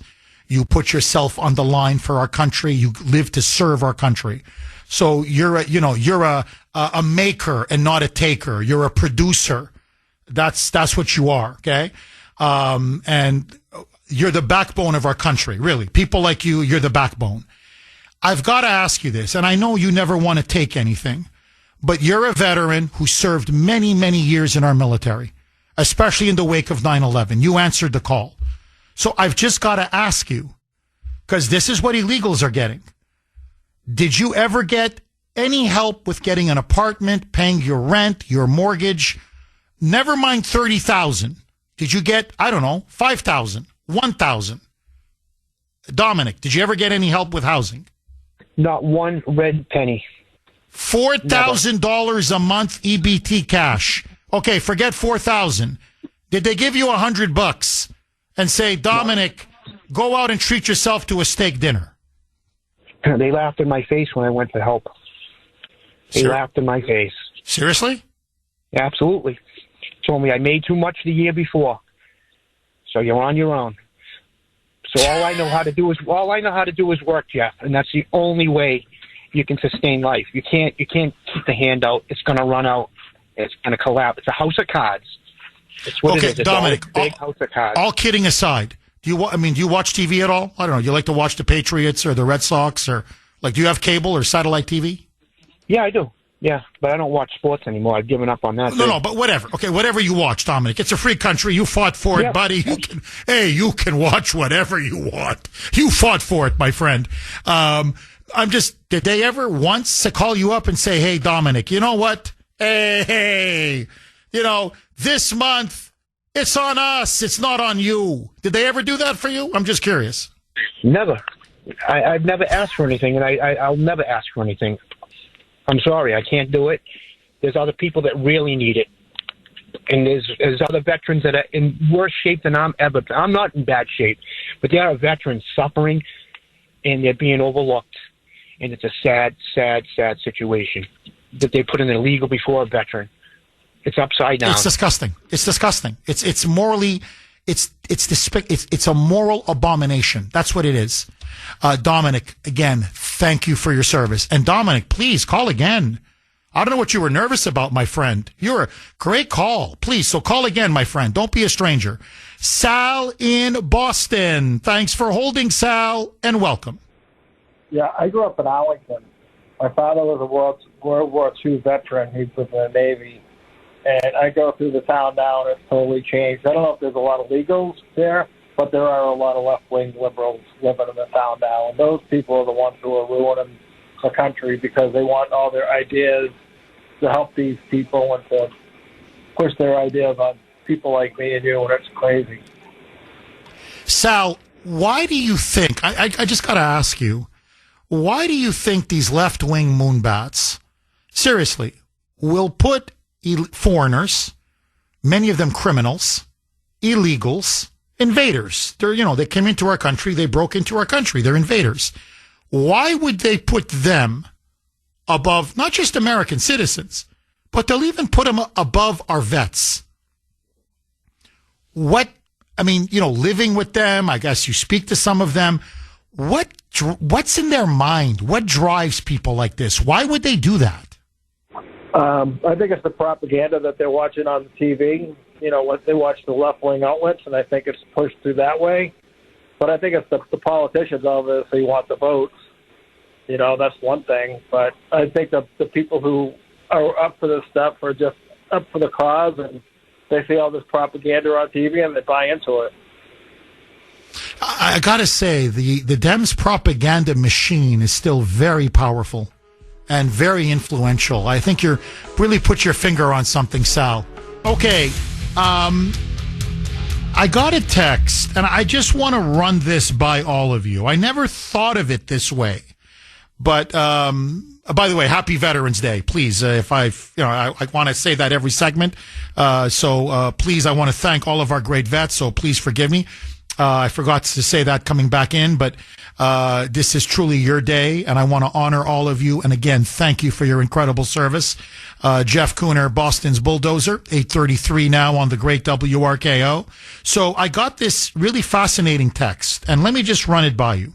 So, I told that story about that poor World War II veteran who was in the corner, 94 years old, dying, really the last days of his life, and couldn't be seen at a Brockton hospital because there were so many illegals. And they just kept getting registered ahead of that person until finally a nurse took pity hours and hours later and brought him to the front of the line. Basically saying he was suffering from a heart attack when he wasn't. He just had bad abdominal pain and then eventually died a few days later. So this triggered this text. Jeff, I know this doesn't solve the big problem, but people do pay extra to have TSA pre-check at the airport to expedite their check-in. Well, maybe every hospital should have a pre-check veterans line at triage that bypasses everyone else to make sure that their medical condition is not overlooked first. In other words, we have, at the TSA, when you go to the airport, there's an expedited line. You pay a little extra, you get pre-check, and you go to the front. Now, I'm not saying veterans should pay for it. I think they've already paid for it. I think there's no question they've already paid for it. So, I like this idea, and not just for emergency care or triage. Look, I'm going to be honest with you, and you may disagree with me. And if you do, please tell me. If I went here, I got a doctor's appointment on Thursday. Okay, they just want to do a heart stress test. Nothing wrong. It's just part of my annual, they want to do my annual review, make sure my heart is strong. The old ticker is still ticking well. So they want me to come in, do a heart stress test. They're going to do some other, vitals and take my blood. Anyway, I don't want to give you the story of my life. Basically, I'm going in for a nice checkup. If someone told me there's a veteran and we're going to put him in front of you. In other words, do you mind waiting a little bit longer? No, go ahead. Put him at the front of the line. I don't mind.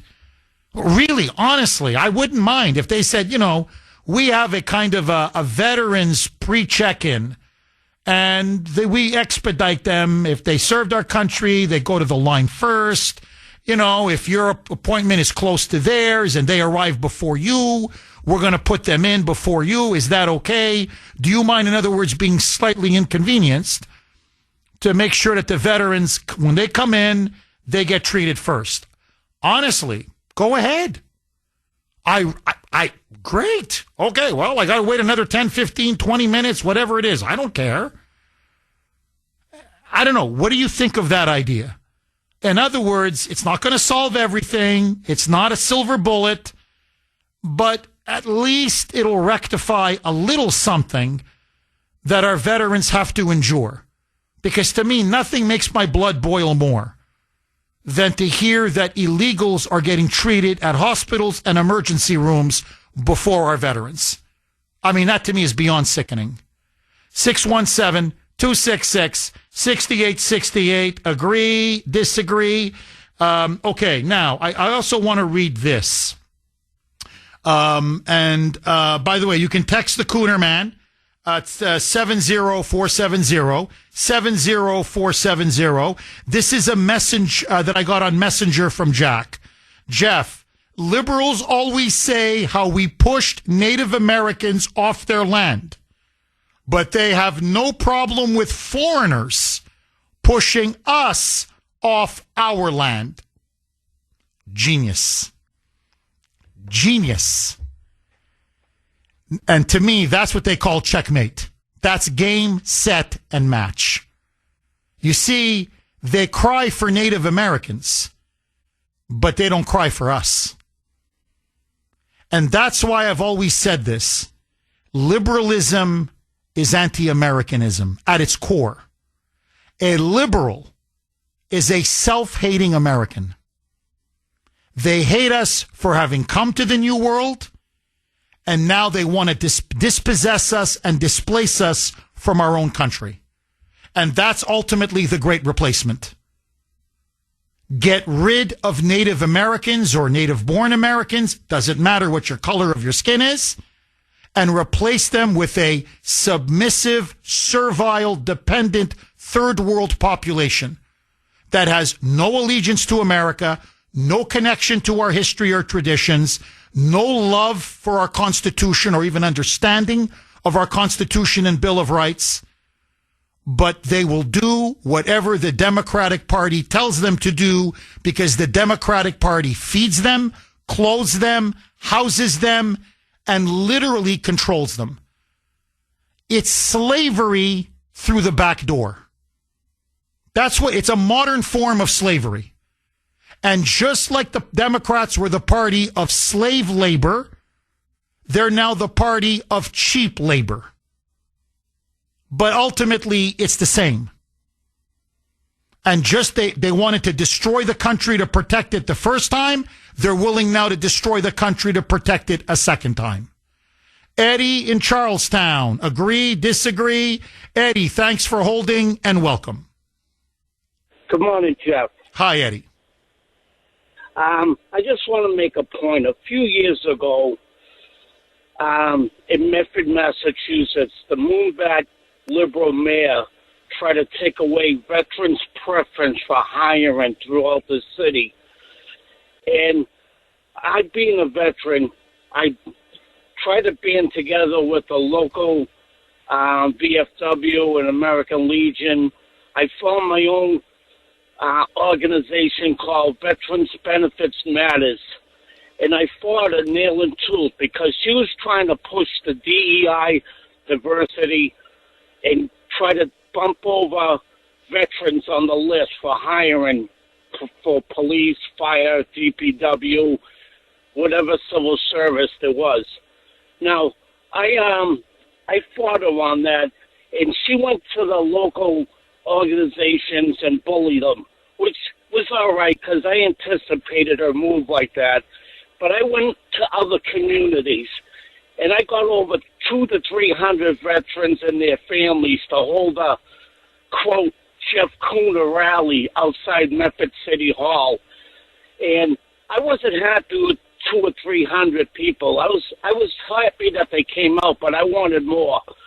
So what I did was I drove around the city of Medford every night at around supper time with a bullhorn, American flags with my black pickup truck. And I drove and I got my message out. And she didn't like that. She didn't like it, so she backed off. But my point was, this is how crazy they are with diversity. The military, when you think about it, is the most diversified organization in the world. You can't get any more diversified than the military. So that's how crazy they are. But they wanted to handpick who they wanted to put in certain positions, and that's what they want. And well, you nailed it. No, Eddie, look, you absolutely nailed it. What I've come to realize, dealing with liberals, talking to liberals, dealing with Democrats, talking to Democrats, it's really about power and control. The ideology that they espouse is like a fig leaf, a veneer, a rationalization to maximize power and maximize control. That's really what the communists, that's what they were. The communists ultimately were about power and control. And the Democratic Party has become the Communist Party of the United States. And ultimately, it's about the same thing.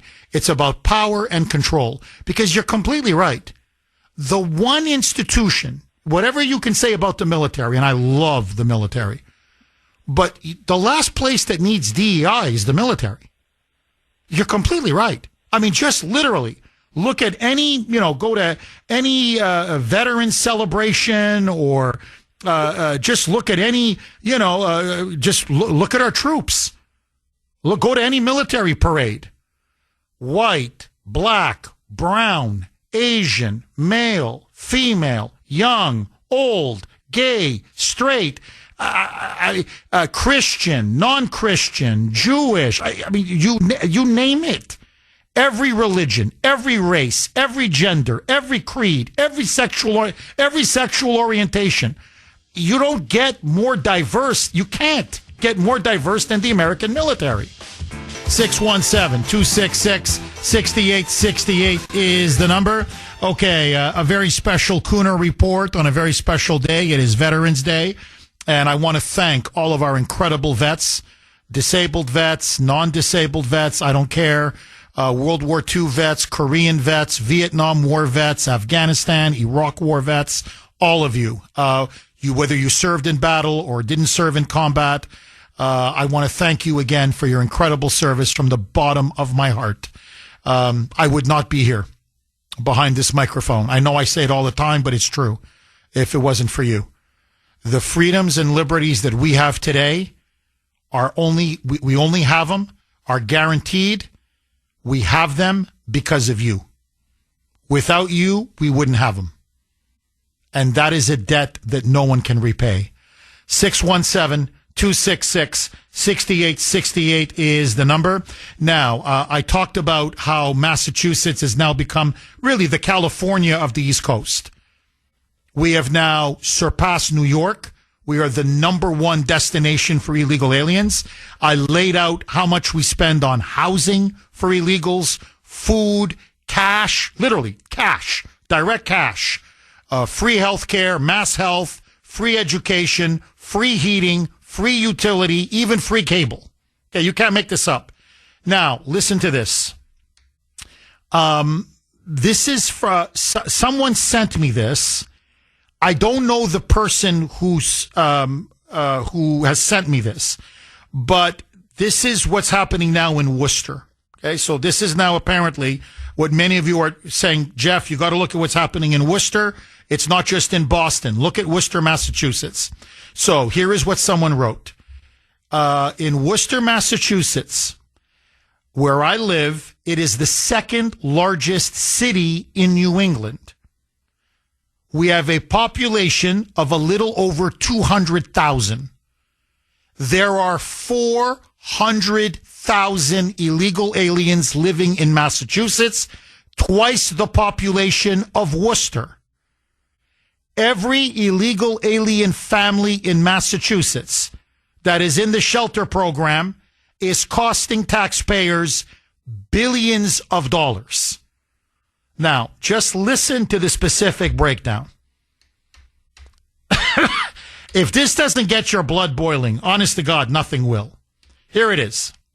It's costing $3,870 every week, not month, every week.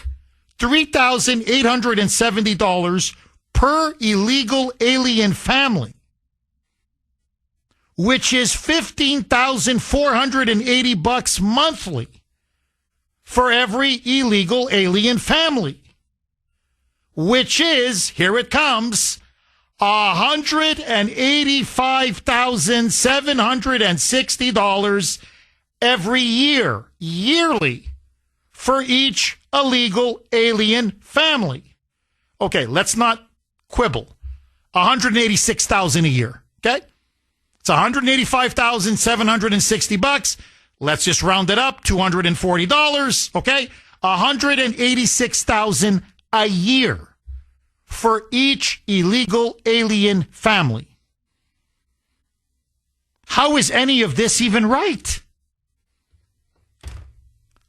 $186,000 a year in Massachusetts for each illegal alien family. Most people I know don't make $186,000 a year. Scratch that. Many people I know dual income. You know, the husband works, the wife works, and their combined salary is still not $186,000 a year. And I mean, they're working their asses off. They get up at 4 or 5 in the morning. They got to battle traffic.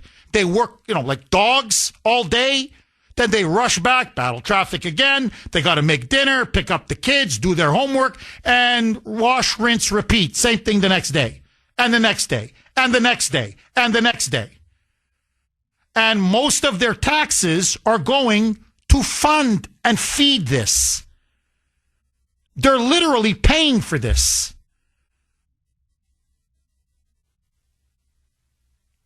So this is indefensible. There's no defense to this. This is not compassion. This is thievery.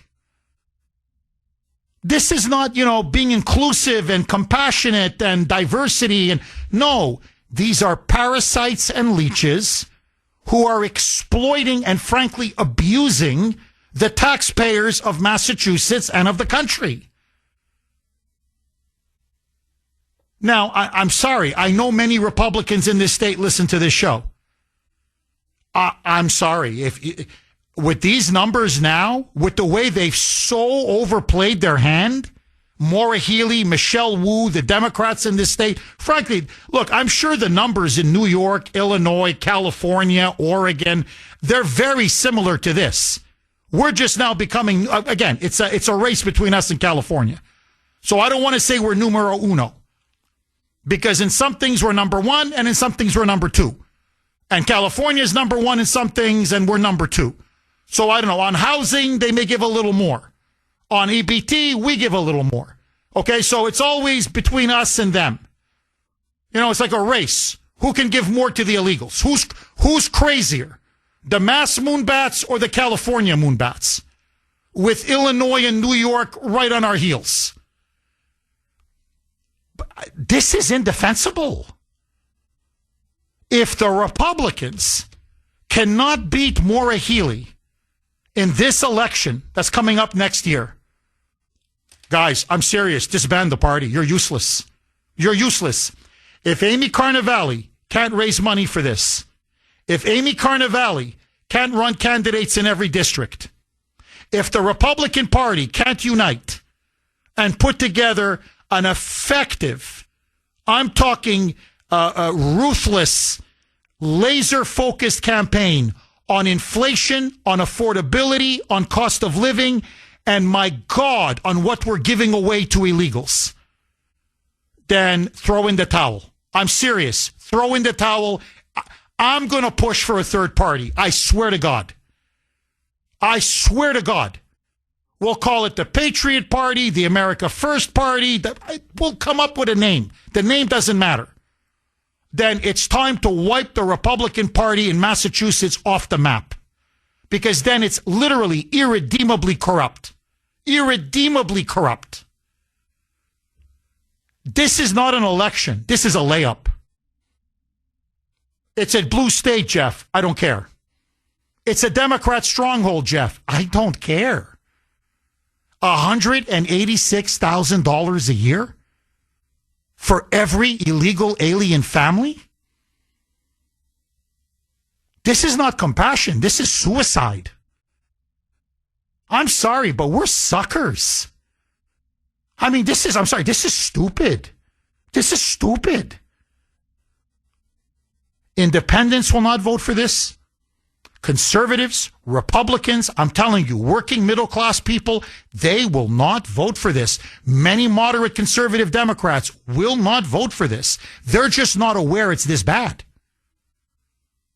So it comes down now literally to messaging and having the courage to speak truth to power and to have the courage of your convictions to actually care and give a damn. That's it. That's it. And not have a campaign run by these blood-sucking political consultants. Because I saw what they did to Jeff Deal. And all they do is go from one losing, failing campaign to another. But they line their pockets every step of the way. Say this, but don't say that. Phrase it like this, but don't phrase it like that. These people are useless.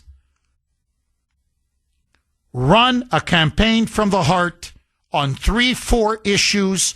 You hammered these 3-4 issues again and again and again, and this election is over.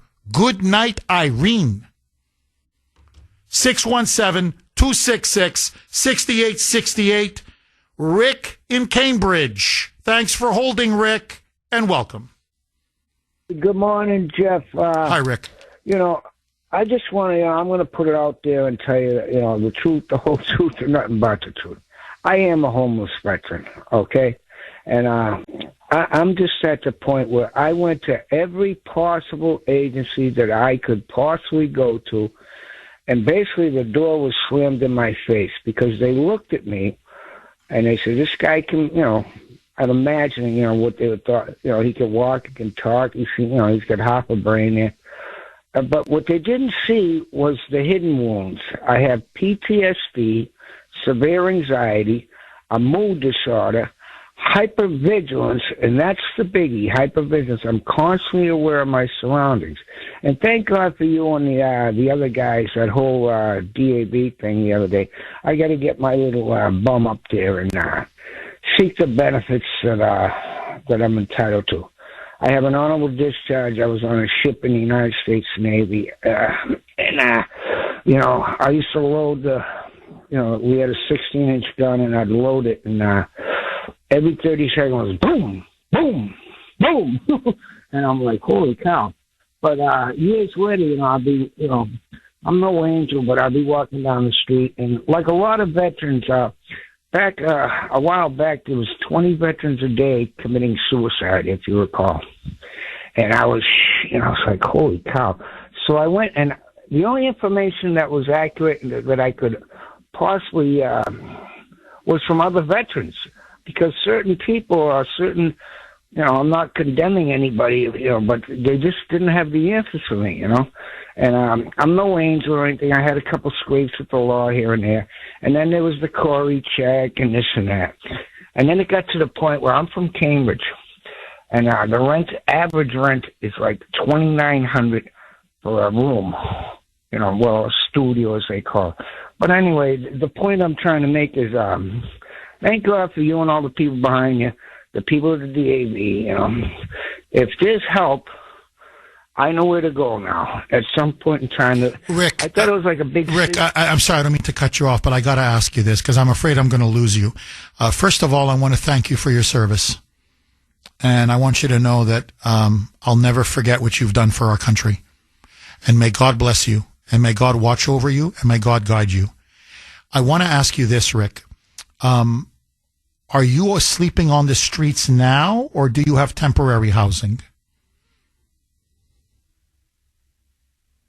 I'm in a hotel right now. I get $3,700 a month from disability from the VA, and I found a very, very lenient and very compassionate guy that has a hotel.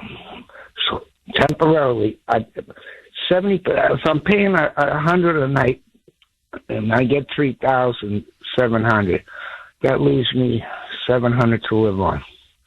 I got food, I got clothes, and in the meantime, I'm trying to, get to the point where I don't want to get frustrated and angry and, kind of sabotage my own, to try to obtain housing. That's another thing. Veterans are supposed to get priority. Well, I've been on a list for there's a list I think I'm on, but it's frustrating. You got to keep banging on doors and this and that. This is unacceptable, Rick. You're at the back of the line. You're not at the front of the line. I'm sorry to say that, and that's because of this governor in particular. If you're an illegal alien, you'd be living in a nice furnished apartment. You would have beautiful furniture. They would be giving you $4,000 a month cash. They would be paying for your food. They'd be paying for your heating. They'd pay for your cable. You'd have free health care. They would take care of you from A to Z. Rick, I want you to do me a favor. I want you to hang on, and Sandy or Mike is going to give you a number to call. I want you to call that number, and they are going to start the process of getting you the benefits that you're owed, that you deserve, and that you're entitled to. You should not be staying temporarily at a hotel. It's better that you're at a hotel than sleeping on the streets. Please don't get me wrong. But that's no way for someone like you to live. You should be living in a place of your own. I'll just give it to you guys in a second. Hold on. So I'm going to give you they're going to give you a number. They're going to help give you the housing that you're due, the benefits that you're due. And to me, the fact that, this man is generous enough to give you a hotel for $100 a night, which is a big, big discount, that's leaving you with $790 a month to pay for what? Your food, your clothes, basic necessities. I mean, you're living hand to mouth. That's no way for a veteran to live. So please, Rick, you deserve better. God willing, you're going to get better. So please, thank you again for your service. Hang on. They're going to give you a number to call. Okay? Hang on. Please do me that. Do me that favor, Rick.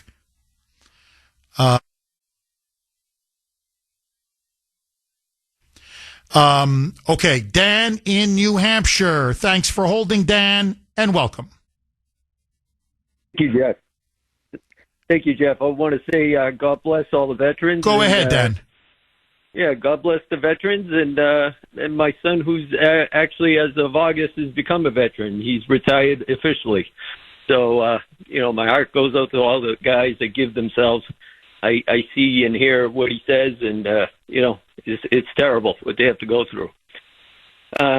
Jeff, yeah, you always say that we are the U.S. is the most indebted country in the world. Americans are using credit cards to live off, to finance themselves, to survive. More debt. Buying cars and truck loans are longer than they ever were, right? You got home loans of 40 and 50 years. You're starting to see these things pop up. So if you look at a $400,000 home at 6.5%, a 30-year loan is $510,000 in interest. And you got a 50 would cost you about $1,037,000. So this is where we're headed. It's for the kids. It's terrible. And the federal government has no business funding Medicare, health care, Medicaid, SNAP, WIC, welfare, schools, giving federal grant money to the states or towns or cities, funding universities, infrastructure, roads, whatever. Okay? What's been going on here is the federal government has usurped powers beyond the U.S. Constitution limits, powers reserved for the states. So if you look at the Supreme Court in NFIB versus Sibelius, confirmed that the states are independent sovereigns and should act like it. Also, you can look at the 10th Amendment. It clearly says that powers are not delegated to the federal government, are reserved for the states. And powers to create or deny economic benefits for their citizens is of the states, okay? And it has never been delegated to the federal government. And you can even look at the James Madison Code Fishery debate in 1792 or the Federalist 45. How? Oh, no, Dan, you're completely right. And you're right about Madison, and you're right about the Federalist Papers, and you're right about all of that. But you don't have to even go back that far. Look, the federal government is involved in things that is clearly unconstitutional. There's no question. Take healthcare. Obamacare. Obamacare is clearly unconstitutional. I mean, it's a no-brainer. Where in the Constitution does it say that the federal government is responsible for people's health care? Nowhere. Like literally nowhere. So I'm just starting with Obamacare. But so you're right. Most of these powers that were delegated to the states were usurped by the federal government. It really began under Roosevelt, Franklin Roosevelt, and the New Deal. And it just got worse and worse. And then you had the Great Society under Lyndon Johnson. And then it just kept ballooning and ballooning until you got Obama. And now essentially we're basically on the verge of socialism, which is why we're basically on the verge of national bankruptcy. We've created a centralized federal leviathan that is devouring states, state sovereignty, localities, individual rights, our Constitution, our republic. There's no question. There's no question. And so that's why the ultimate solution, now this takes time because people, they get addicted to these benefits. So you got to wean them off it, right? You don't go cold turkey. But this is why I am a big proponent of the 10th Amendment. Big supporter of the 10th Amendment. Whatever is not specifically delineated to the federal government belongs in the hands of the states, localities, or the people. In other words, decentralize power, devolve power, send it back to the states. And ultimately, with Trump and then J.D. Vance, God willing, following him, we're going to start to be a constitutional republic again. And that's why I want Obamacare overthrown. I want the deep state dismantled and overthrown. And I want to start giving power back to the citizens of the United States. Because you're completely right. And by the way, whether you want a strong federal government or not, we're going broke. I mean, it's against the Constitution. I agree. I'm a small government, limited government man. But the fact of the matter is, whether you're for or against, we can't afford it. At $38 trillion, and you can tax the rich till kingdom come. There's not enough money to be taxed. So, you've got two choices. Either restore the Constitution as our founding fathers intended, or you go bankrupt. Like, I'm sorry, that's it. There's only door one or door two. It's like a fork at a road. Go right, the constitutional republic, and you're saved. Go left towards socialism and communism, as you're seeing now with Mamdani and the Democrats, and it all goes kaput. And I believe now that's the central issue of our time. And that's the central battle between Trump and MAGA and the radical communist socialist Democrats. Dan, as always, thank you for that call. 617-266-6868. Okay, let me ask all of you. Should we be paying illegal alien families $186,000 a year in housing benefits, cash benefits, health care benefits, food stamps, free education, free cable, free freaking everything? 617-266-6868 is the number. Okay, happy Veterans Day to all of our incredible vets. By the way, we just gave a nice number out to Rick in Cambridge. Rick, if you're still listening, please call that number. They are going to help you, okay? To all the vets out there, you have to be willing to help yourself. Once you can want to help yourself, there are organizations and people that will be more than happy to help you. So please, you are entitled to these benefits. You deserve these benefits. You've earned these benefits. Please reach out, ask for help. People will help. CJ in Boston. Thanks for holding, CJ, and welcome. First, let me start by saying, Jeff, on behalf of all veterans, we salute you, your staff, RKO, and iHeart for your continuing support for all veterans, especially the special that you did for the DAV. The DAV is a fantastic organization. I know when I needed help, I went to the DAV. So let's start with Thank you. Thank you, CJ. And again, thank you for your service. Please keep going, CJ. Pope, I think his criticism of Trump, Trump should just give him a response to quote Ronald Reagan, Mr. Pope, tear down that wall. Tear down that 30-foot wall that'll isolate you from the rest of Italy. The Catholic charities, as well as other Christian organizations, have made a ton of money off illegal aliens, and that's all it's ever about is money. It's all it's ever about is money. As Bernie Sanders was screaming the other day, how this Obamacare and cost in insurance, they were so concerned about his constituents going up. The figure he gave was $25,000, but what they fail to mention to the Democratic counterparts is that the illegals are getting all this for free and that they're paying for it. Are they smart enough to realize that they're paying for that? Not only that, Jeff, you fail to mention the cell phones that are free. How about the interpreters in the courthouses throughout the Commonwealth of Massachusetts? For every language, you need a different interpreter. Who do you think's paying for that? That is why I think one of the concerns that the Trump administration, has to address is people coming into this country who do not speak English. If you do not speak English, you can't come into this country, get a green card, go to work, or ever even think of becoming a citizen. That should be a disqualifier right off the bat. The second thing that he should do is every federal publication that is put out should be put out in English only. In English only.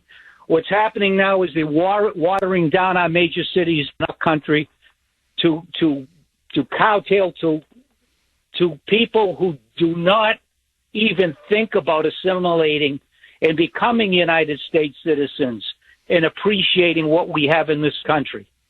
They hate this country, Jeff, but there are patriots. There are more than 77 million patriots who voted for Donald J. Trump last year.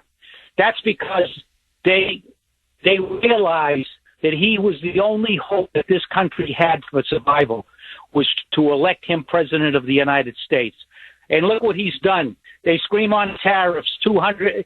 We're expected to take in $200 billion. That's with a B this year in tariffs, of which the president is thinking about giving $2,000 to every working household in this country. But he's getting flack. He's getting pushback from these liberal district court judges and federal judges.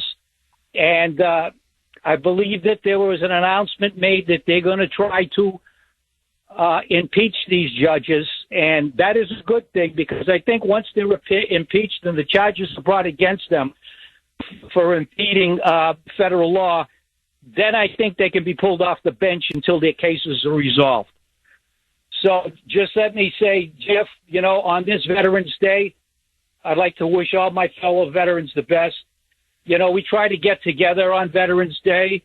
I belong to a number of organizations. One very special one is the ITAM, American Legion, which is in East Boston. They have a museum in there, a war museum. It's a beautiful place. It's at 60 Paris Street. They have ceremonies today, beginning at 11. All veterans and non-veterans are welcome. And again, Jeff, the veterans of this country cannot thank you enough for your voice. Oh, it's thank you. No, thank you, CJ. Again, thank you for your service. And it's the least that I can do. Really, truly the least I can do. It's truly my pleasure. CJ, thank you very, very much for that call. No, look, CJ, you're right. They're trying to block Trump at every turn. It's just incredible. And, the Wall Street Journal, I don't want to get too sidetracked on the tariffs. We can talk about it another time. But they're poo-pooing this idea that Trump wants to give every American household, middle working class home, a $2,000 check from the tariffs. And they're like, well, what's $2,000? Well, yeah, sure. If you're a multimillionaire, $2,000 is nothing. It's tipping money. But for a lot of middle working class families, look, let me ask all of you.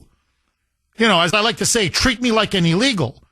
So they can get $4,000 a month, every month, cash. But you can't give us a one-time $2,000 check from the tariffs? Like that's too much? Now, I'm not saying $2,000 and, oh, my God, it solves all my problems. But I would like it to. Wouldn't you like a $2,000 check? I know where I would use the $2,000. I could use a little bit of relief. Could you use a little bit of relief? So they're going on about, oh, this is a drop in the bucket. Oh, this won't do anything with, higher prices. And well, no, but it'll help. And what's wrong with a little help? Why is it that for once, instead of giving the money to welfare deadbeats or illegal aliens or criminals, we actually give some money back to the people who work hard and pay taxes? I mean, what? We can't get it? Everybody else can get a $4,000. Every illegal can get a $4,000 check. But we can't get a one-time $2,000 check. No, send us the money. Honestly, I think we deserve it. Jeff Kuhner, Boston's bulldozer. Again, I just want to tell you what an honor and a privilege it is to be behind this microphone on this wonderful Veterans Day. And again, to all of our wonderful, incredible vets out there, thank you for your service, your patriotism, your sacrifice. The country cannot repay you enough. And speaking of sacrifices, we make sacrifices all the time. Not to the level of the vets, obviously, but hardworking, tax-paying American citizens every day, every week, every month, every year. And President Trump, and I don't want to linger on this. I want to go back to the phone lines, but he's now talking about a tariff rebate, a one-time tariff rebate check, $2,000 to every middle working class family. And the left is going berserk. The establishment Republicans they're just lashing him. They're, eviscerating Trump. And of course, you've got Fox News is poo-pooing it. The Wall Street Journal is poo-pooing it. The financial papers are poo-pooing it. This won't really address the cost of living issue. No, but it's a nice $2,000 check. And it'll help with the groceries, it'll help with rent, it'll help with heating bills or electricity bills or whatever, or clothing if you have children or whatever it is. Why can't we get a check once in a while? It's our money anyway. So why can't we get a little bit of it back? And I just want to read this message I got from Eric on Messenger because I think he makes a stupendous point. Jeff, if Trump was giving $2,000 to every illegal immigrant, Democrats wouldn't say a damn word. Hypocrisy at its best. Bingo, Eric. Bingo. If Trump came out and said, you know what? No, $4,000 a month for those of you in Massachusetts, all you illegals, it's not enough. I'm going to give you a one-time extra $2,000, bonus check. Because, your diversity, it just helps our country so much. Really, diversity is our great strength, according to the Moonbats. So I'm going to give you, for your diversity, here's an extra $2,000. You think they'd be complaining? I can't believe I'm saying this, but I actually agree with Trump. There's a humanity to him I've never seen before. The left would be like, oh, my God, I can't believe this. whoa, is this a new Trump that's emerging? But if it's $2,000, for the peasants, for you and me, for the so-called deplorables, all of a sudden, it's wasteful. Oh, my God, it won't solve a thing. It's counterproductive. It's a waste of money. Suddenly, they're all deficit hawks when a little bit of our own money comes back to us. No. If you're listening, Mr. President, send Jeff Kuhner a $2,000 tariff rebate check, and I'll say a big thank you. Send it to everybody in Kuhner country. Send it to every middle working class home in America. Believe me, we could use every little bit. And it'd be nice that somebody sends us a check once in a while. I'm just saying. I mean, we are the backbone of this nation. I don't know. Throw us a bone once in a while. David in Ashland. Agree, disagree? David in Ashland. Thanks for holding, David, and welcome. Good morning, Jeff. Actually, I have 3 points. 3 points. I'm a disabled Vietnam-era vet, and in 2024, I went to open a claim, and I was told by the Veteran Service Officer that the criteria has changed, that the VA has made it stricter, and part of that was because money had been transferred out of the VA to the migrants, which kind of ticked me off. I looked at the criteria because I'm a registered nurse.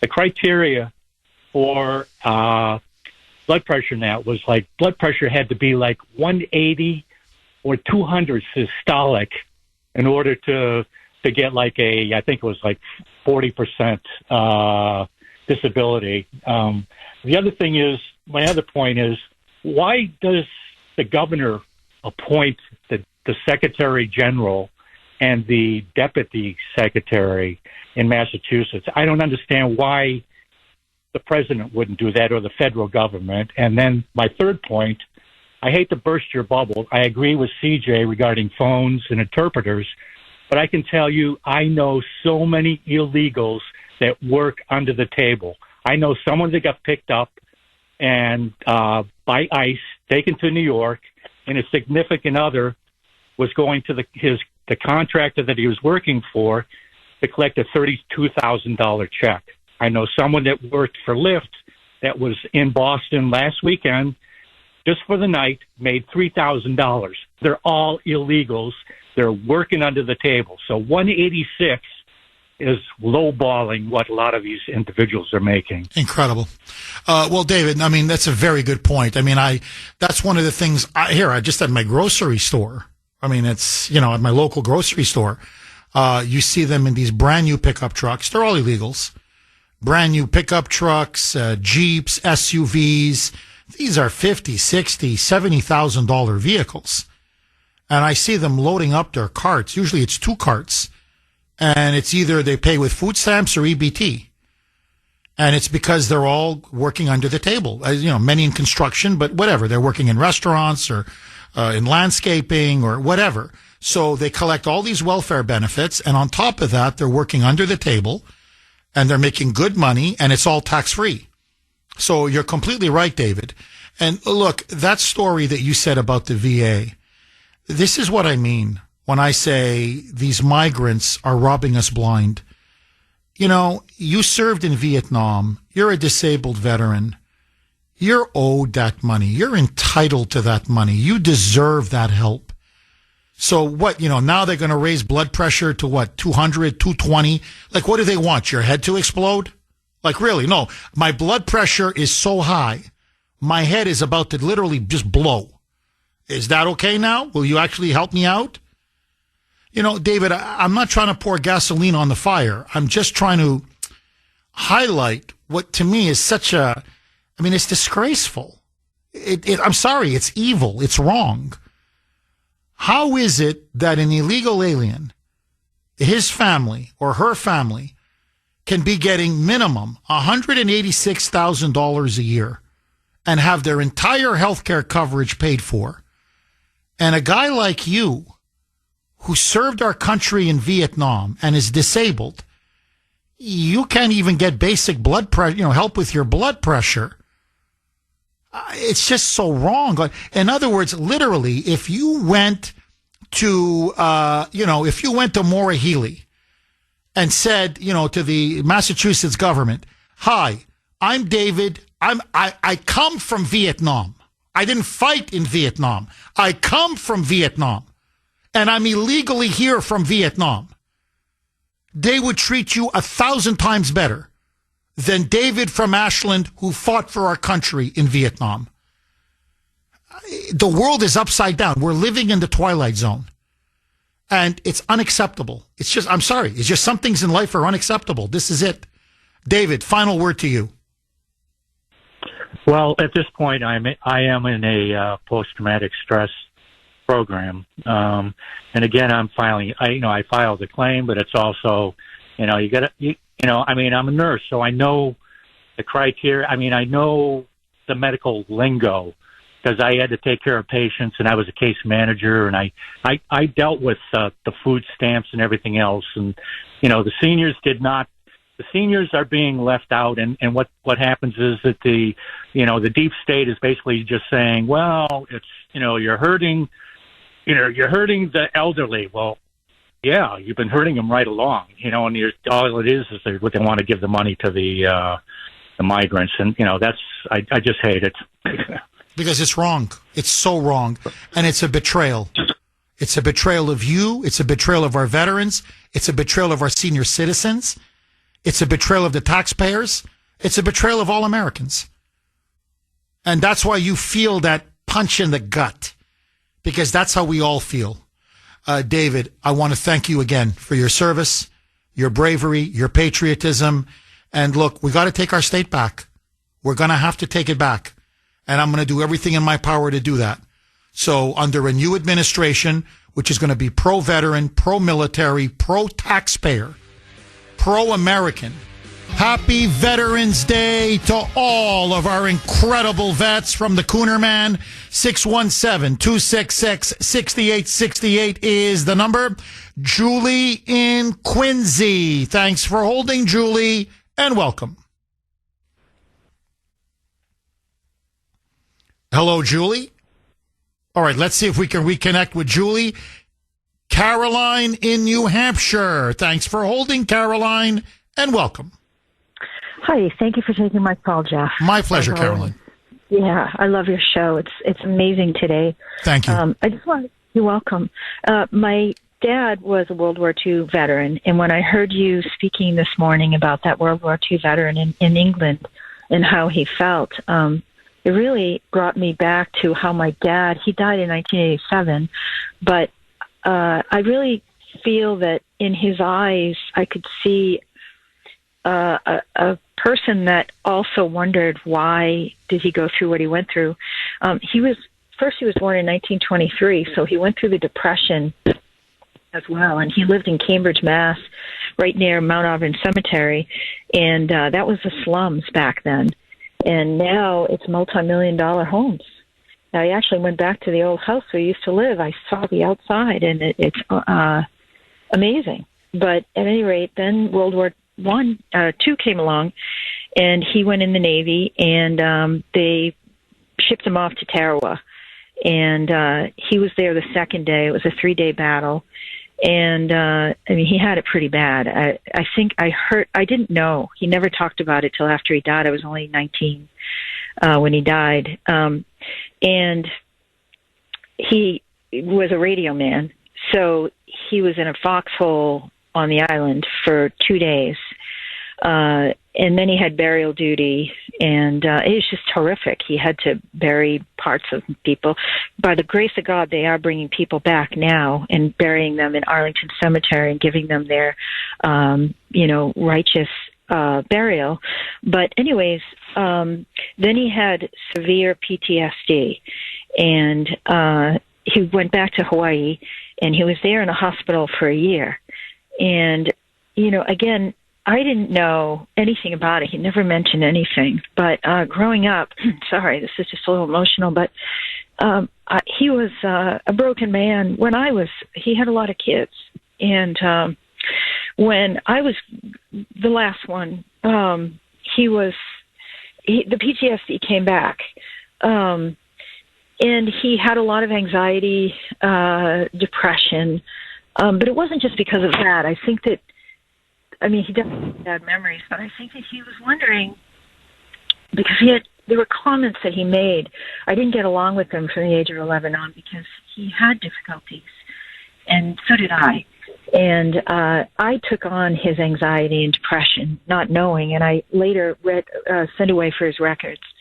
And I realized what he had gone through. I actually went to Hawaii. I went to a place called Camp Taro on the Big Island where they actually trained for it, and Oahu. Anyways, he died of mesothelioma because I later found out that they lined the pipes with asbestos. Ugh. And they knew. I met a girl on the jury, just so you know. They did know that asbestos, the records are all there. She was on the jury for the asbestos trial. So a lot of these Navy men died from asbestos. And the military knew that it was bad for their lungs. No, look, I don't want to sugarcoat the past. We think, they sacrificed a lot of men. They just did in World War I and World War II. Our leaders then were not what the press made them out to be. They just weren't. There were some great men, but there were also some horrible men. I'm not a big fan of Franklin Delano Roosevelt. I've said this a million times, but I don't want to get political right now over this. No, I feel very sorry because our vets are used, they're abused, we send them off to wars, and then we basically, often we just forget about them. And many of them come back with severe PTSD. And look, I know this, not that my father ever participated in a war, but he was in a communist concentration camp. And my grandfather participated in a war. It was in Europe. It wasn't for the United States. And he was in a Nazi camp and in a communist slave labor camp. And I'm telling you, both my grandfather and my father suffered from PTSD, very severe PTSD. And the way they dealt with it was they smoked. They also used alcohol. They drank wine, but not to an excess. At least my grandfather didn't. My father drank a lot, but he could hold his water. He could hold his liquor. But they smoked. And that was one of the ways they coped. And I don't want to get off track, but, I often say, well, this person smokes too much. And I'm like, you don't know what they're going through. You just don't know. Churchill suffered from PTSD after his experiences in war. And when asked, why do you drink so much? Why do you smoke so much? He said, you don't understand. If I don't drink and if I don't smoke, I'm dead. Because of the massive stress that I keep getting, these panic attacks nonstop. So the only way I can cope with it is through cigars and drinking. And, he still managed to live a long life. But to bring it all full circle, look, what our vets endure, nobody else can imagine. The bloodshed, the agony, the dead bodies, the pain, the terror, the suffering, the death. And so many of them do come back broken. It's just a fact. And that's why we owe it to them to give them the best health care, to give them the best benefits, to honor them, to remember them, to commemorate them. And yes, to put them first.